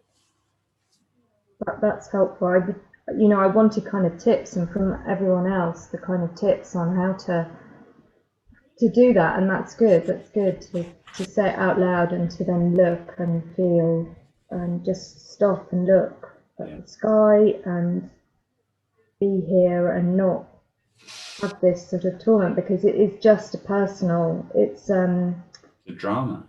The drama, yeah, and I've eradicated drama from my life. It's so not in my life, and you know, I'm just not buying into it. And I've switched off the media this week. I'm completely detoxing off all of that. I'm not, you know, I've stopped kind of BBC, that stuff, but looking on the internet even for stuff is even what I think of as nourishing. I'm just like not having any more information coming in, so that I can just be with my breath. And my body physically is in a lot of pain, and I feel quite weak. But I booked the week off, the strong off, saying that awful word, so I can just sit on the sofa if I have to, and I'm assuming that's just my body healing, because I went for a little walk and I had to come back because I was like weak as a kitten, and hyperventilating after walking up the hill, which I usually just stroll up. So I just came home and turned back and came home and thought, well, okay, so I'm going to be on the sofa today. But is that just my body needing the time to process? What part are you at now in your water fast? What day? Well, it's only day 2. Worst. But this is the furthest I've gone. This is my. Well, no, I nearly got to day 3 last time, so I'm planning on going right up to the solstice on water, and so day 2 is always the worst. Day 2 is, it's always the worst. It's where the toxins and the salts are just being depleted and released from the system. Day 3 starts to get a little bit easier. Day 4, day 5, day 6, day 7, they should start to feel wonderful. 95% of the time, most people find exuberant energy around day 7. So it's just a wonderful journey. Remember that just be in that experience. If you need to sit down, this is what's happening in this present moment via the body. Just sit still with it. And also know that the water that you're consuming right now is bringing you to such a point of purity and stillness that there's no information coming in from any fruits or anything else. And abstaining from information externally is actually allowing yourself to be still, because your mind doesn't need to start to break apart the information and put it into itself. You're going to be closer to the self than you've ever been. Now, allow yourself to contemplate. I try not to give in to thoughts, because I had a question the other day: what's the difference between thinking and contemplation? Thinking itself is unconscious, and contemplation is conscious. Contemplate is see on a template. Now you can sit within yourself and create patterns of contemplation that allow you to get to a space to see from the self. You can see the thoughts arise. You can start to do these things in your stillness. So everything's happened and aligned you to this point, and I think you're going to, I know you'll grow from this experience that you're having, and everything is aligning for you, not to you. And remember that every action that you do is bringing this equal or opposite reaction.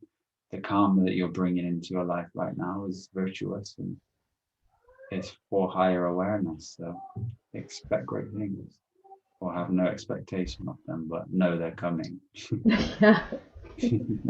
Where are they? Yeah. That's really, really lovely, and that was what I was looking for. Thank you.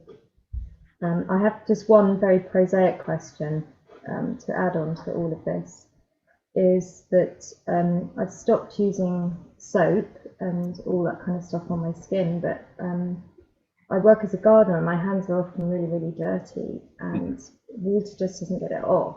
And so I'm still using soap, and my hands are this little extremity of dryness.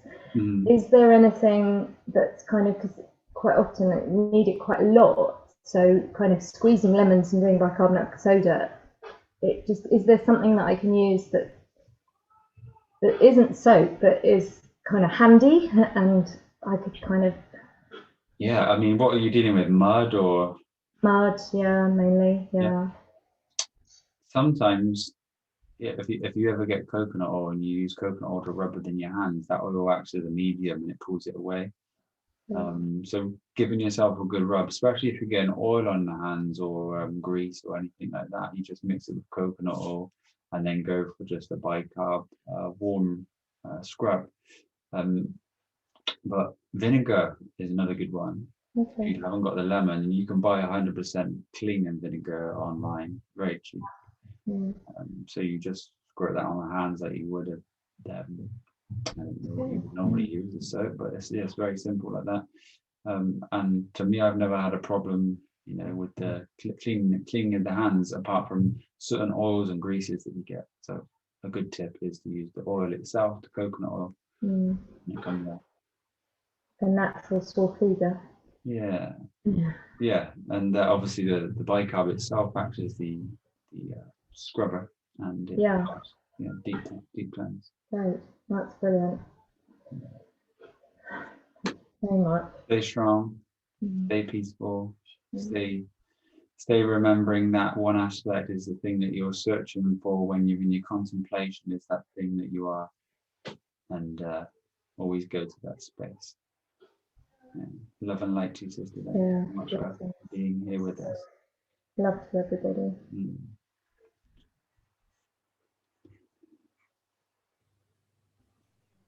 Sister Heidi, welcome. Hey there, Josh. How are you? I'm good. How are you? Very well, thank you. Very well. I just wanted to ask you your opinion on iridology and if you're familiar with it. With the irises, Yes. yeah, it's very true. It's just as our feet and just as our body expresses itself, we can see and diagnose through looking at the iris, because the iris is just connected through the pathways of the neurological system. So it serves purpose if you want to study it and get involved with it. It's a wonderful thing to have, because you can look in someone's eyes and see where they need to, have adjustments. But when you come from the holistic aspect, the whole body itself can only be healed by one mechanism, and that's by understanding the things that we should consume. So diagnosis itself, is wonderful. It's a wonderful ability to have, but all roads lead to the same thing. That deep healing is only found with a true cleanse, true water fasting. And if things are very persistent, then we need to use the electromagnetic energy that surrounds us. This plasma itself purifies everything. So plasma would be the king. But if the answers, sorry, are you trying to speak there, sister? No. If that answers kind of what you were looking for, Yes, it does answer my question. The reason I'm asking is I had it done a couple of times.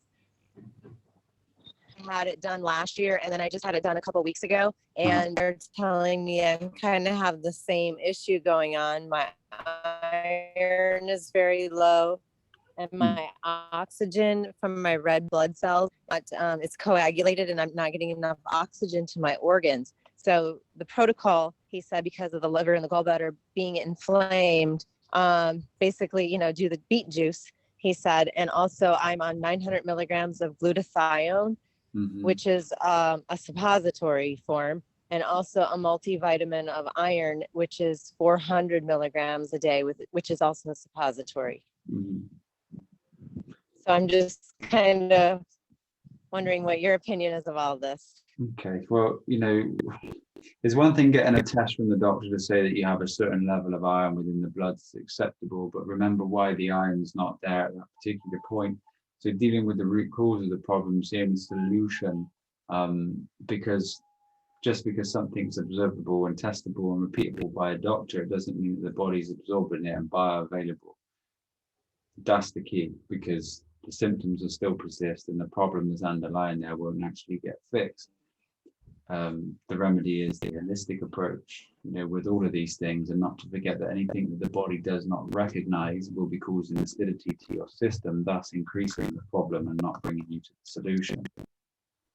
So I wouldn't suggest any of these multivitamins, because I know for one that they're not bioavailable themselves. They usually, if they're suppositories, they usually have a gelatin capsule, or something as such that dissolves within your body, causing acidosis.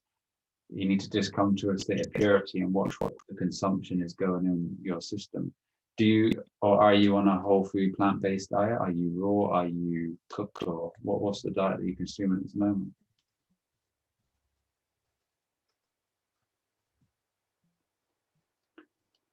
I think we may have lost you. Hey, Josh. Hello. Um, Oh, there she- I'm raw almost 6 months now, and that extended at about 2. Mhm. So, sorry. Hey, Say that. can you hear me? It's very difficult to hear you going in and out, but please go ahead and try one more time.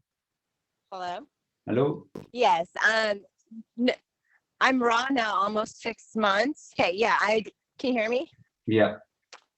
Yeah, I'm raw now about 6 months and did the juice cleanse in December, and I'm back on a juice cleanse now. Mhm. So that's really what I was wondering, if I should continue with the suppositories, the glutathione and the iron with multi while I'm doing the cleanse, or just strictly do the juice and then water fast. Yeah, I wouldn't personally take those things that have been made by the hands of man. Continue to have your faith in creation and what was given to us as natural foods. The fact, you know, I know iridology, and you know, I've as a part of my how could I say it, my growing through this awareness, studied pretty much everything. But I would just say that, you know, I'm not sure how the imprint that's happened on the eye, if it would change, but I'm sure that it would. But just give yourself time with it. You know, there's nothing better that you're doing for your body than having living foods, and fasting intermittently, juice fasting, water fasting. That's going to recharge and regenerate your body. The low levels of iron, were they detected, did you say, by blood or just through iridology? By blood. They By said blood. I had thalassemia. Thalassemia, okay. You see, just through the processes of what's happening within the body, there may be a reason why the iron levels are low, because they're going to restore something within the body and regenerate. And so, can you message me Well, after? I had my appendix removed 3 years ago. They're a part of your immune system function, really. Yes. Do you think that you could send me a message and then we can just work together a little bit for a couple of weeks? And That'd be wonderful. Thank you. And I was just wondering if you could speak to briefly about Ayurvedic. Ayurvedic medicine, or Yes. yeah. For me, it's a form of slave food. You know, we're dealing with people a lot of the time that have gone to Ayurvedic holistic healers, and they've got worse, and then they come to us and find the healing. So it's just, you know, again, I think it's not something that's giving anybody healing unless they've got just a certain level of problem within their system. So they may experience some healing because they're just coming off a really bad modern day diet through chemicals, etc. And then because they're progressively eating better, it's just a heightened feeling or awareness that they get. Okay. Thank you very much. No problem. And yeah, please reach out to me, and then we'll start to speak more on the matter. Okay. Yes. Looking forward to it. Thank you, Josh. Have a beautiful day. Have a wonderful day, sister. All right. Bye. Bye-bye. And Bonnie, you jumped in. How can we welcome? How can we help? Well, when I jumped in, because I know what she eats, and I've been with her enough in the last month to like I know what she's eating.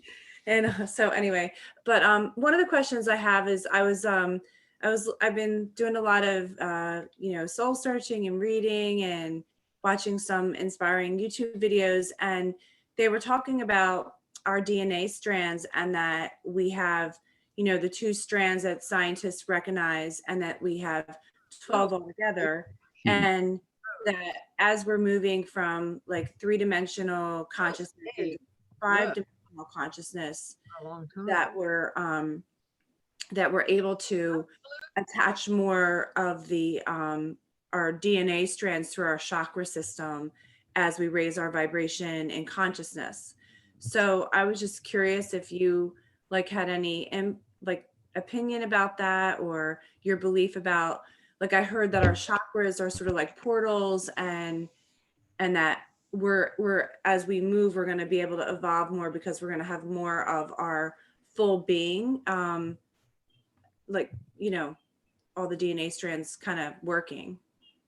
Yeah, this is what's happening through the journey with the X family. You know, you're constantly upgrading your DNA. Your DNA is light, and the more light that you put into your body, the more cycling of this light you get.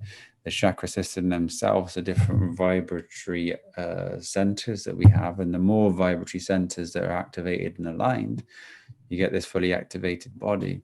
The 3D to 4D, the 3D, 4D, 5D thing that's going on for me is more of an awareness trap. It's trying to put someone's mind into something that they're getting this 3D to 5D activation when it's a slow point. Now, I don't know if you remember the chat that we did on December the 21st about the climate, how we were speaking about this climate. We're going to be going into that. We've got a lot of information on it, and it's quite deep and complex to bring that to light in a way that people can truly see it and get it. But what's happening is you're just activating. This 8 is the cycling of our energy that goes through us here, and this light itself changes as we progress up the ladder. So, you know, you can't have a spontaneous activation without understanding and integrating yourself with these virtues and living properly. Mm-hmm. You remain in duality. If you truly remind yourself, you know, there's beings out there, you know, they live in such low awareness of all of the experiences that you've been having on this journey and how far you've truly come. Then this is the activation. This is the 3D to 5D, and you're walking that path to activate yourself back to this light body. You know, the DNA itself and the amino acid codes that we've been lacking, just by the food we open up the inactive amino acid codes, which create the inactive light within our system, which creates portals to this space or this higher body that we're acquiring. So it's a very true experience, but the way that it's being projected out there, it feels through hearsay and lack of understanding of what's truly going on within the system, that most people who don't understand are just expecting this 3D to 5D experience to happen during this period of time. The evolution has to happen within our own beingness, by our own choices, by the virtues that we choose. Right. So by like the food, with all the fasting and the eating the raw foods, and then, you know, some, you know, breath work, and then just honoring all the virtues and having deeper and deeper understandings about how things work, is that how the activation is happening? We're raising, you know, our vibration higher and higher, so that we can experience that sort of like non-duality, just ourself as that non-duality being. Yeah, so the more we go closer to having these sensitivities, the more perception we build within ourselves about this dimension. And without these things, we stay elusive and just act from that persona. Everything that we see as material, we identify with, keeping us in that state of low vibration and lower energy fields that we have. You know, the 5 energy centers that are the ones that animals would have. You know, if you look at an animal, they still emote, they still have emotions, they still have feelings, they still are thinking, they're still experiencing things, but what they don't have is that conscious awareness to be able to activate themselves to the higher senses that we can in this human experience. The humans have been given the gift of a straight spine, and this straight spine vibrates different and has one more vibration higher, thus allowing us to reach and transcend the physical experience to the etherical realm. And that creates this whole experience between matter and spirit. Okay. You know, there's, sorry, sister, carry on. I was just going to say, so does it take, like, if people have different like ailments, just say like, you know, say your hands are stiff or your knees are creaky or whatever it is, does it take like having to clear all that first before you can evolve spiritually, or does it kind of happen at the same time? No, if you truly want the highest teaching, you don't need any of that, because the awareness is the thing that you already are, and it's just dropping those beliefs. You can do it without having to do this process, but this process will automatically allow you to get to these heightened perceptions, and this is the highest way to live. You know, to live, there was an ancient, I think it might have been Sun Tzu, but he who governs himself virtuously lives like the pole star, with all the other stars revolving around him. Yeah. if you take that analogy and you see that if you live your life virtuously, you are the pole star, you start to see the awareness, which is the fact that you are one with every part of creation. Everything revolves around you. But if you're not and you identify the person, everything is revolving and you're just this thing lost in this space. You know, everything is happening to you. Yeah. Yeah. You know? And this is the separation, you see. So really the evolution can happen, but I haven't experienced, you know,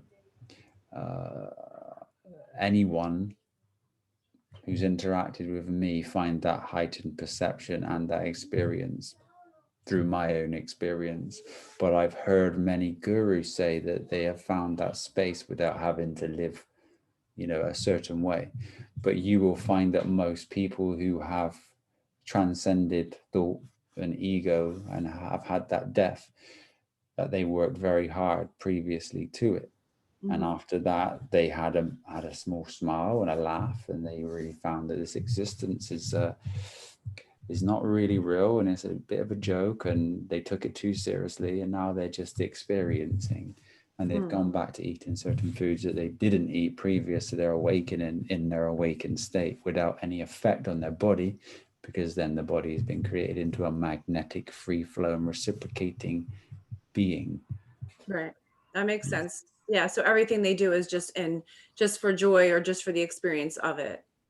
Yeah. It's because it just becomes an experience. Yeah. And not a play within the mind and a trap. And, you know, even if you eat something good, or is it good for me? Is it bad for me? You're putting yourself into the identification of the food when the food doesn't really exist. Yeah. Very cool.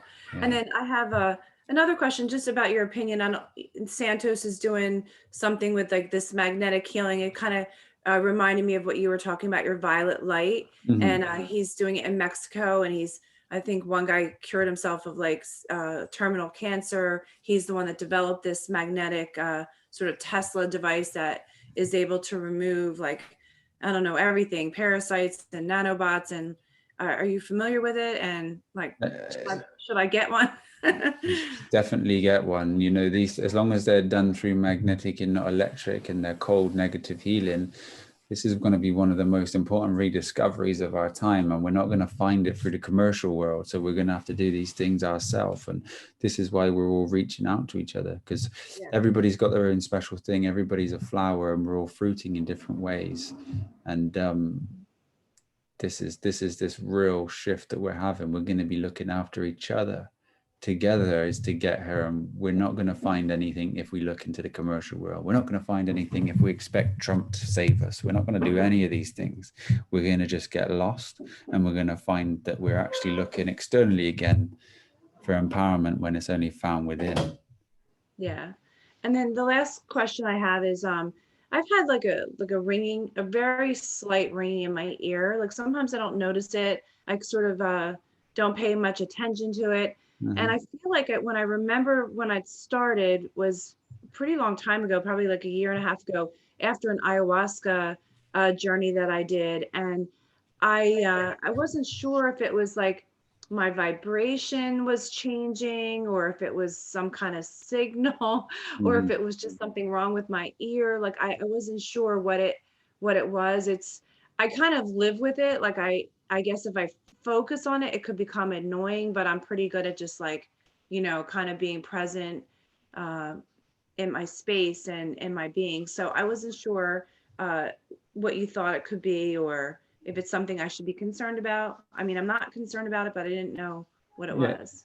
I would say that just you're recognizing yourself vibrate at a slightly different frequency, and it becomes immeasurable after a certain period of time. Sometimes it just pops in.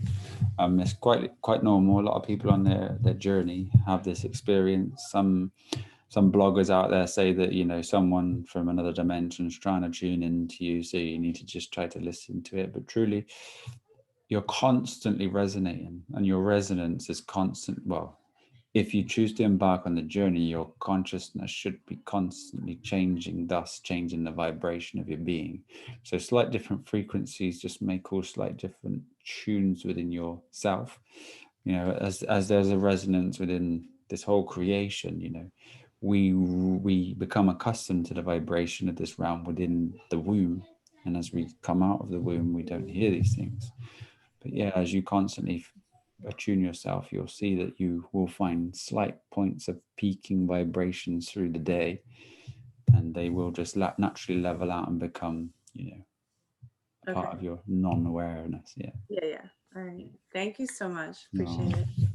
And by the way, the family in the beginning with the baby and baby on the way, it just brought tears to my eyes. I just wish them the best, most happy, easy delivery. And I just want to send so many blessings to them. It gave me goosebumps, and it just brought me brought so much joy to me to see them, and just to see that whole family together like that is such a beautiful gift to be able to witness. So.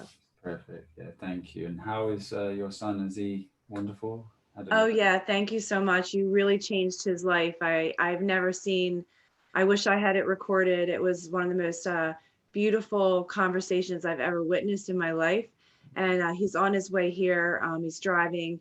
I'm going to work with them with juicing and making some, vegan raw foods this week. And I haven't seen him in a while, so he'll be here for the week. But he's soaked up everything that you said and has more questions. And yeah, so it was such a gift. Thank you so much as a mom, like to watch their son just like open up and just absorb and really listen from his heart. Was just a magical gift for me. So I appreciate that. Thank you. It's no problem. He's a wonderful boy. You've been a wonderful mother. Happy Mother's Day. And if he needs another conversation, just let me know, because he's a wonderful boy. Take care. Thanks for jumping on again, sister. It's great to see you. Right, let's go to Lucia C. Welcome, sister. How are you?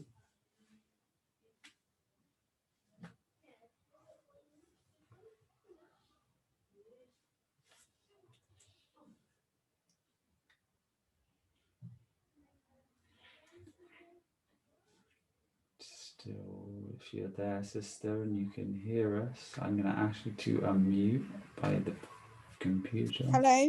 There we go. Welcome, sister. Hi. So I didn't unmute. I was talking. No, that's I've been feeling quite dizzy today. I almost fainted last night getting up in the night to shut the window. I've started back on RSO, but very small amount. And just sort of, low blood pressure issues, really. I know which RSO it makes that even lower. And I am cold. You'd be cold, because you live in England, and you're doing yes. And the juicing that you're doing right now and the food that you consume is going to bring the body temperature down, thus creating a lower blood pressure as well at that time. So just allow it to just regulate, go slow and steady when you try to stand up, and just spend your time resting at this present time, because the healing happens when you're going to be resting. Everything you're doing is perfect. I can see a significant change. And yes, it was amazing. It was amazing. The photos that you sent me, that was really impressive. It was my whole journey in like 8 photos, really. So that was, so how much RSO do you think I should be having?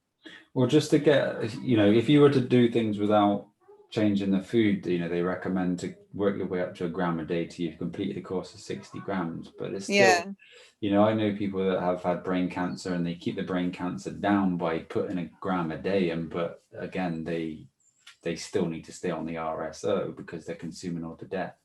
So you're going to find life, everything's doing itself. So if you want to aid the healing and just, create homeostasis within the body, just a grain of rice, maybe 2 times a day. Yeah. That's going to be. Because I did the 60-day, 60 milligram in the summer. Yeah. I did it in June. And then it started giving me really bad anxiety. Yeah.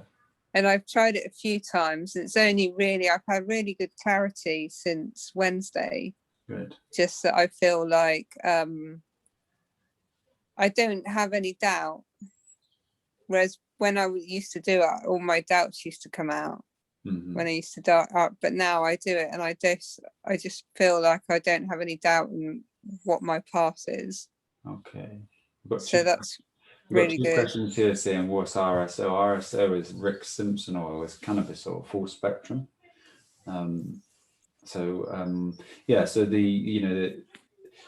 what you're doing right now, I can truly see that you just come into that space where you're going to find so much liberation within the next coming 2 months that it's going to be such a great journey for you, your family, and everyone that surrounds you, because you're going to be empowered by the knowledge, the gnosis, everything that you've done.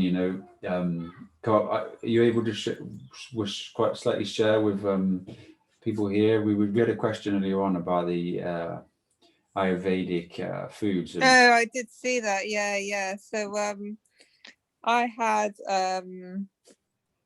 breast cancer diagnosed in February. I then had 2 operations, which the last one they said they needed to give me a mastectomy. I thought that was Victorian, so I then got in contact with a healer who recommended her friend who is Ayurvedic specialist, and I felt I made really good progress for like 3 months, and then I gradually felt it wasn't right for me, but because they'd supported me from the beginning really close, I kept on with it. But I ended up, my scar was perfectly healed, and then I've got an opening now, which I never had before.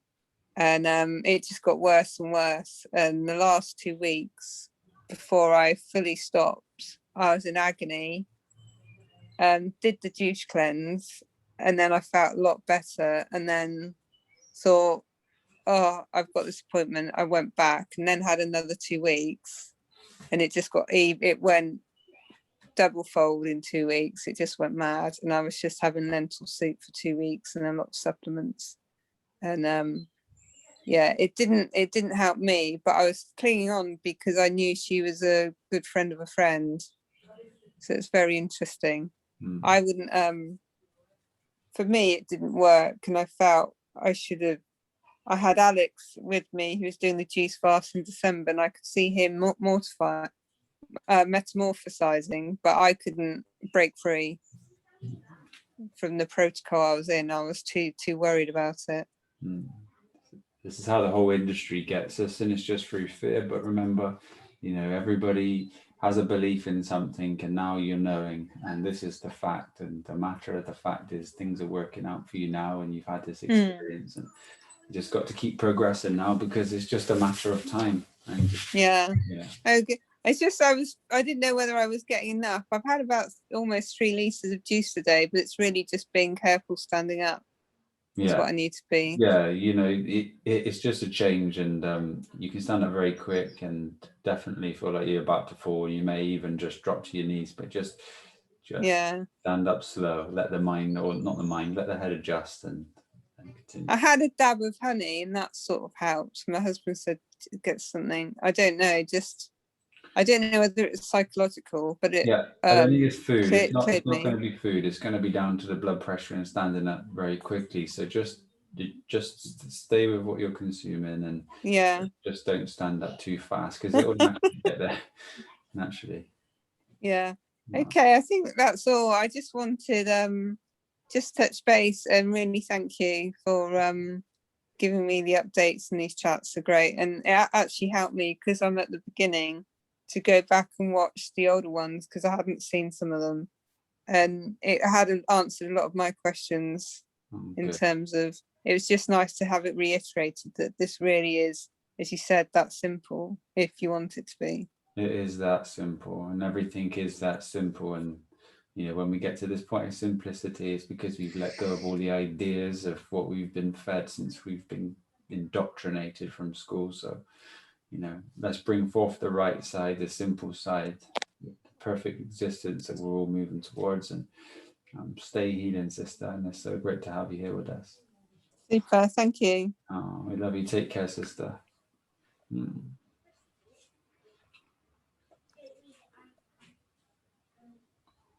Gabirano G, welcome. Oh, hello. Good day. Good day, brother. Oh, you're muted. Sorry, mate. Sorry, brother. There we go. Do you hear me? Yes. Welcome. Hello. I'm juicing right now. Beautiful. Because I just had one question. Because I'm 2 meters 10, and I just wanted to know if I watched John Rose juice feasting, so now I'm on day 14 of juice feasting, but I'm just doing a lot of drinking, like 8 liters of watermelon a day. Yeah. And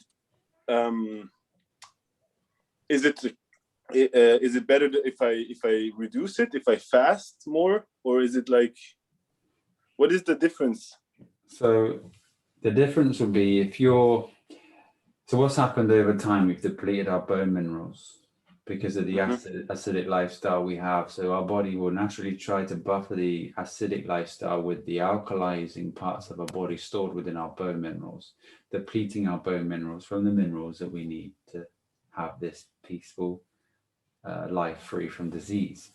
The purpose of putting a lot of juice inside your body is resting the digestive system to allow the body to heal and the blood itself to go to the points of healing, but to over mineralize the system so it can restore the minerals lost within the bones, because that's going to bring us back to that balance. See, you might just be juicing enough to just allow your body to start to try to heal, but without the minerals being restored within the bones, you're not going to find the excessive healing that you would find during this. You know, when your bones have depleted from all the minerals, this is where you get to a point of chronic ailments that are very hard to reverse, and the overfeeding and the high juicing that we have allows that to be restored. So is it good? Yeah, to overjuice? It's good. Okay. And then if you're looking to find, once you restore balance and you feel like your body's working perfectly, you can then reduce the amount and work towards like water fasting, dry fasting. All you're putting in is information as well. So if you're trying to find clarity, you're going to be finding it through monofruit juicing, which I'm sure you coming to a point where the mind's becoming very clear, you're functioning well. Yeah. It's incredible. I don't want to stop. I just want to do more and more. Like you said, on the 7th day, like the second, the third day, I was just puking I didn't stop puking. I didn't know why. And then when I drank carrot juice, it helped me, and celery juice. And then after that, I was just like a child. I was just running everywhere. Like I was like high on glucose or something. And then it was too much for people. Like with my girlfriend, when I was talking to her, she was like, "What is going on with you?" And it was just like too much passion. I was just like the expectation, like you said. I let go of it. Good. But then with the juice, it was like I was like expecting everybody to be on juice. That's good. And even to observe the fact that you're doing that, it's important to see these things, because again, you're going to be letting go of aspects of the person. Now, the reason why you feel this way, the system's been running low, and now you're trying to feel what life feels like. It's life force energy that it is to be a human being. Yeah. It's an incredible feeling to be alive. It's an incredible feeling to have an experience. So, well done, brother, and welcome to the feeling of life. Yeah, thank you.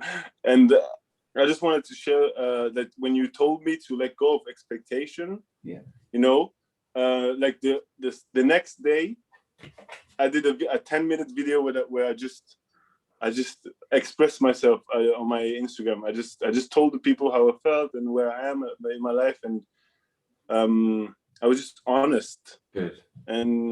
And then like the response was so overwhelming. I didn't expect like so many people to be on the same path, and it's like the great awakening that I just saw. I was like, whoa, everybody's doing the same. Not exactly, but they're all finding God, or like going back to nature, or it's the right time. I'm spreading your word. Good.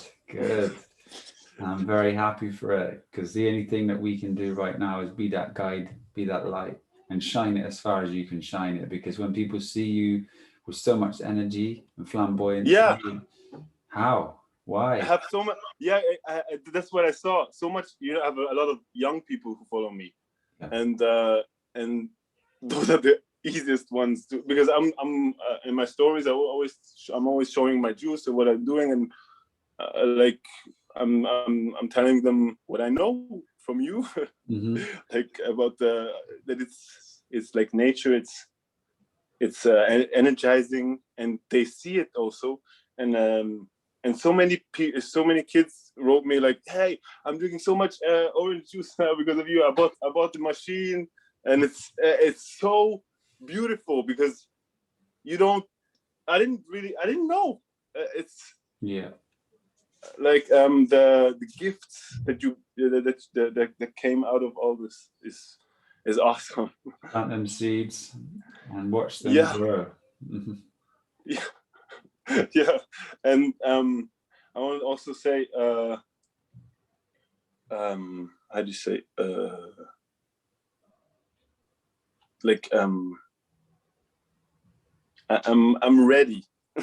I think I'm getting to that point. Like, oh, it is really easy. How you, like you said, like I've been overdosing like your videos, like Santos Bonacci's videos and Charlie Freak for the last 3 years. I was just watching, but I never really. It was just information. Yeah.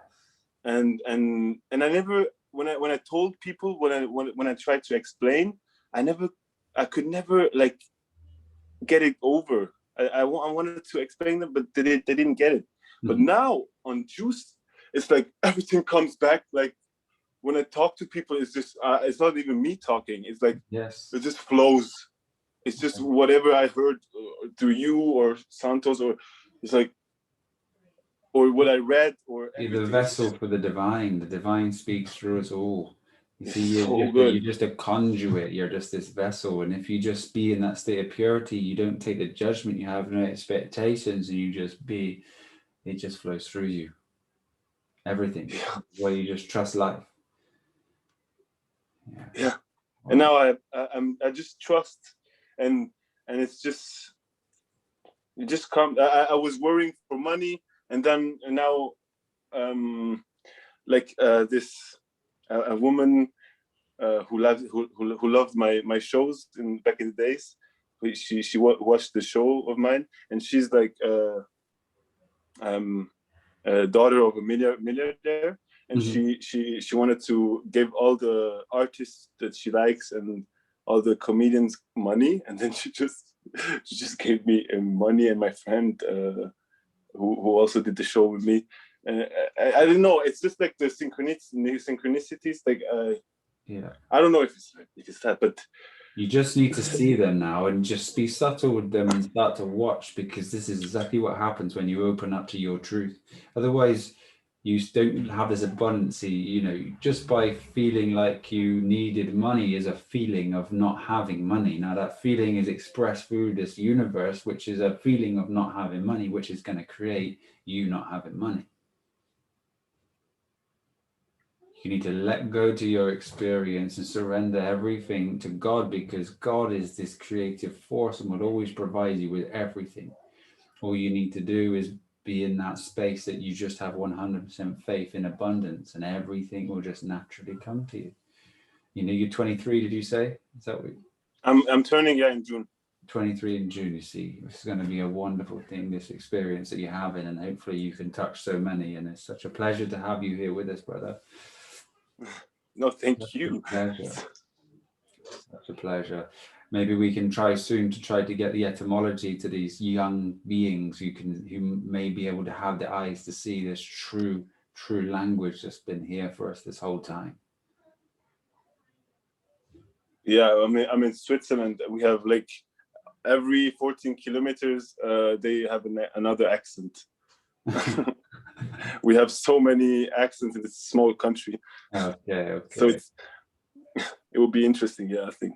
Oh, yeah. Okay, well, brother, I mean, thank you. That's all I wanted to share.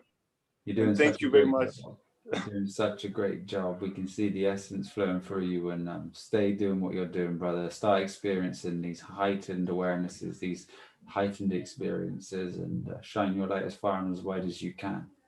Yeah, and I love what this is like. This listening to everyone is like so calming, and it's so, I don't know, like Charlie Freak says, it's like the Christed oil you always rub yourself in. It's so nourishing just hearing everybody, because we all have like the same experiences, just differently, but yeah, I like that. I just love it. Beautiful, beautiful, beautiful, beautiful. Have a nice evening, and thank you very much.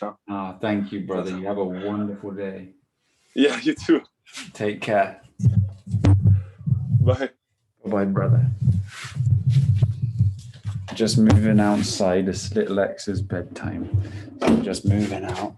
Sister Sandy, welcome. It's a pleasure to see you. It may be a little bit noisy outside because I'm on the balcony.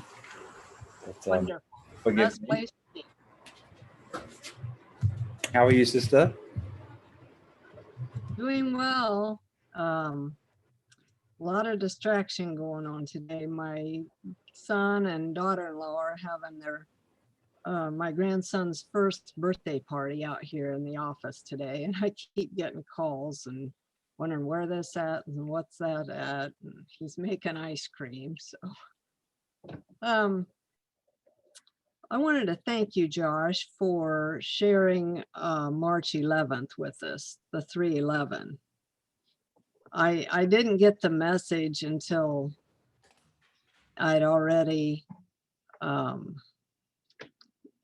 had several obligations to do. So when I finally got to my upper room, it was, I looked at the clock and it was 1:11, and I thought, well, that's pretty good. 1 + 1 + 1 is 3, and this is 33, so it worked out. But I pretty much spent the rest of the day till midnight. First of all, sitting, I just kept leaning forward and falling asleep. And I thought, well, maybe I should just lie down on my back. My spine would still be straight. And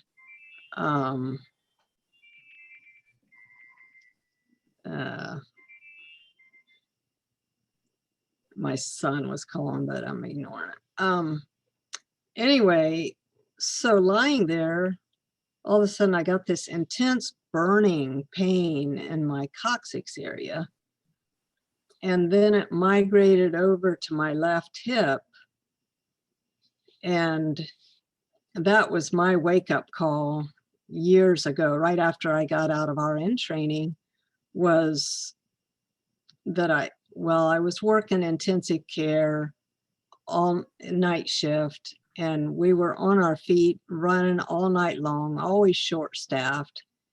And my hip started bothering me. So I went to the chiropractor 3 times a week, and he wasn't helping. He sent me to a medic. He said he wasn't helping. I needed to go see a family doctor. So he started giving me cortisone injections in the hip. And after that didn't help, he referred me to an orthopedic surgeon, and he told me that the only thing they could offer was a hip replacement. And I was like 19, 20 years old. And I thought, something isn't right with this picture. I just spent 2 years of my life studying how to diagnose and treat diseases. It's time to learn how to build and maintain health in the body. So I'm thankful for that experience because it was part of my journey. But during this time in the upper room on the 11th, this pain, it was so intense and burning. It felt like I'd had a cortisone injection. It would take me until the next one to get over the pain of the last one. So it took a lot of diligence to just lay there and allow it to happen. But I just, kept I am that I am that I am. And I was glad I was alone in the house because I was just, you know, doing something to stay there. So I appreciated Shanti sharing her experience so much. I've been having a lot of the same thing, just really tired and weak, and with all these commitments and this big birthday party out here today and 30 people coming. It's been a challenge to take the time to rest, but mopping the floor out there the other day, I would mop a little bit, then I would sit in the chair and catch my breath. Then I would mop a little bit, sit down, catch my breath. So it's all good. And I just wanted to jump on and say thank you very much for sharing that. I guess from my past information, I would call that a healing crisis from 40 years ago. That you know, those cortisone injections, the toxins leaving or something. Do you have any thoughts on that? Also, I know I had asked you about using cannabis, or like, I was wanting some energy. I was talking about like ginseng or some adaptogenic herbs.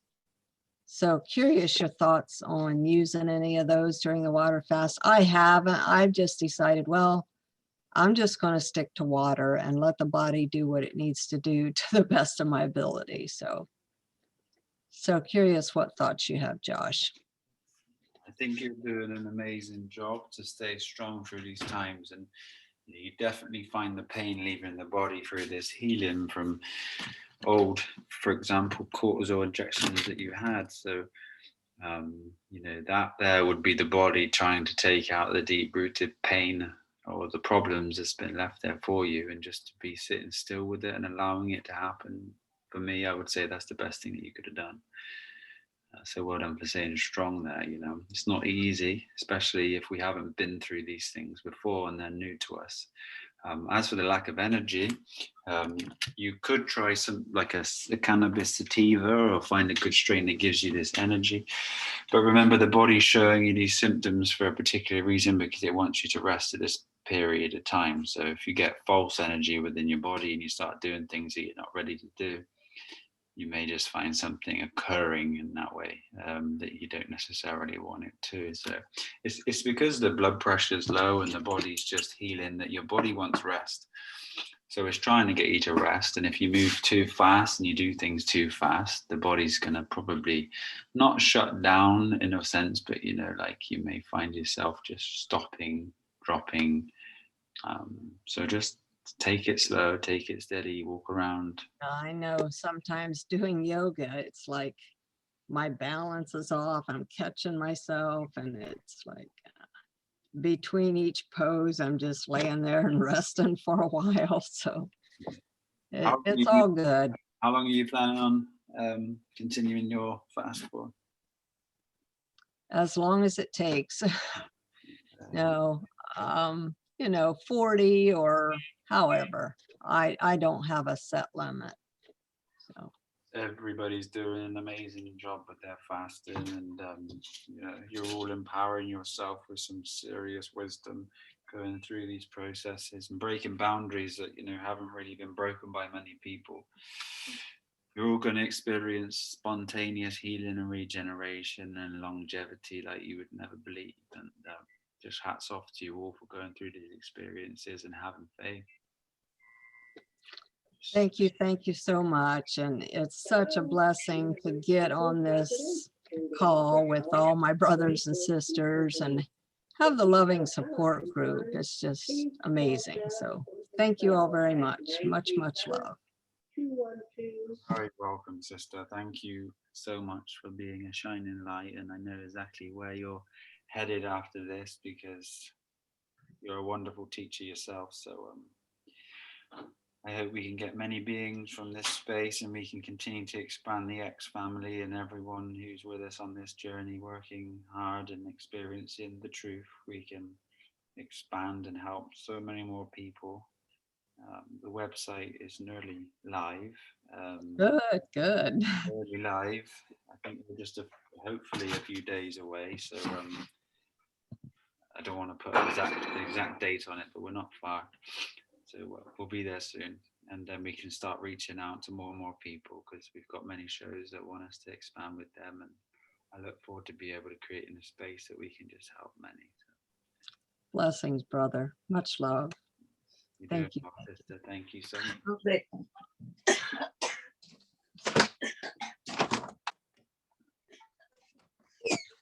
Brother John, are you there and available?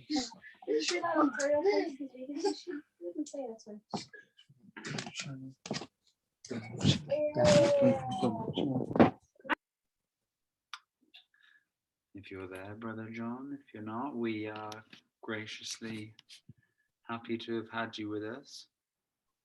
Send love to all your family. And I don't think we've got any more questions. I hope everybody has a wonderful day, a wonderful Sunday, and express love, whether it's energetically or physically, to our mothers who has given life to us. And we must remember that none of us here can have life without the female. Adam was not the first, because Adam had to have had a woman to give him life. So we give thanks to every feminine energy on this plane. And thank you to our Mother Earth, for always keeping us safe, fed, nurtured, embraced. And look forward to this journey this year that we're all going to have. Do not fear. Fear is just a manifestation of mind. Continue to express yourself in love and share and practice the virtues as much as you can. Remember, to give is to receive. As we start to perceive higher, we start to see that every being in this existence is a part of ourself. And if we do good to them, the energy is just reciprocated and good things happen to us all. Continue to work hard to perceive higher. Remember, anything is possible in this existence. The impossible is I'm possible. And together this year, we're going to achieve great things. And I'm so grateful for all of your wonderful support, your love, and this wonderful family that we're building up here. I love you all very much. Stay strong, stay positive, but be negative. Keep smiling. Don't give in to temptation. Have a wonderful day, everybody. We love you all. Take care.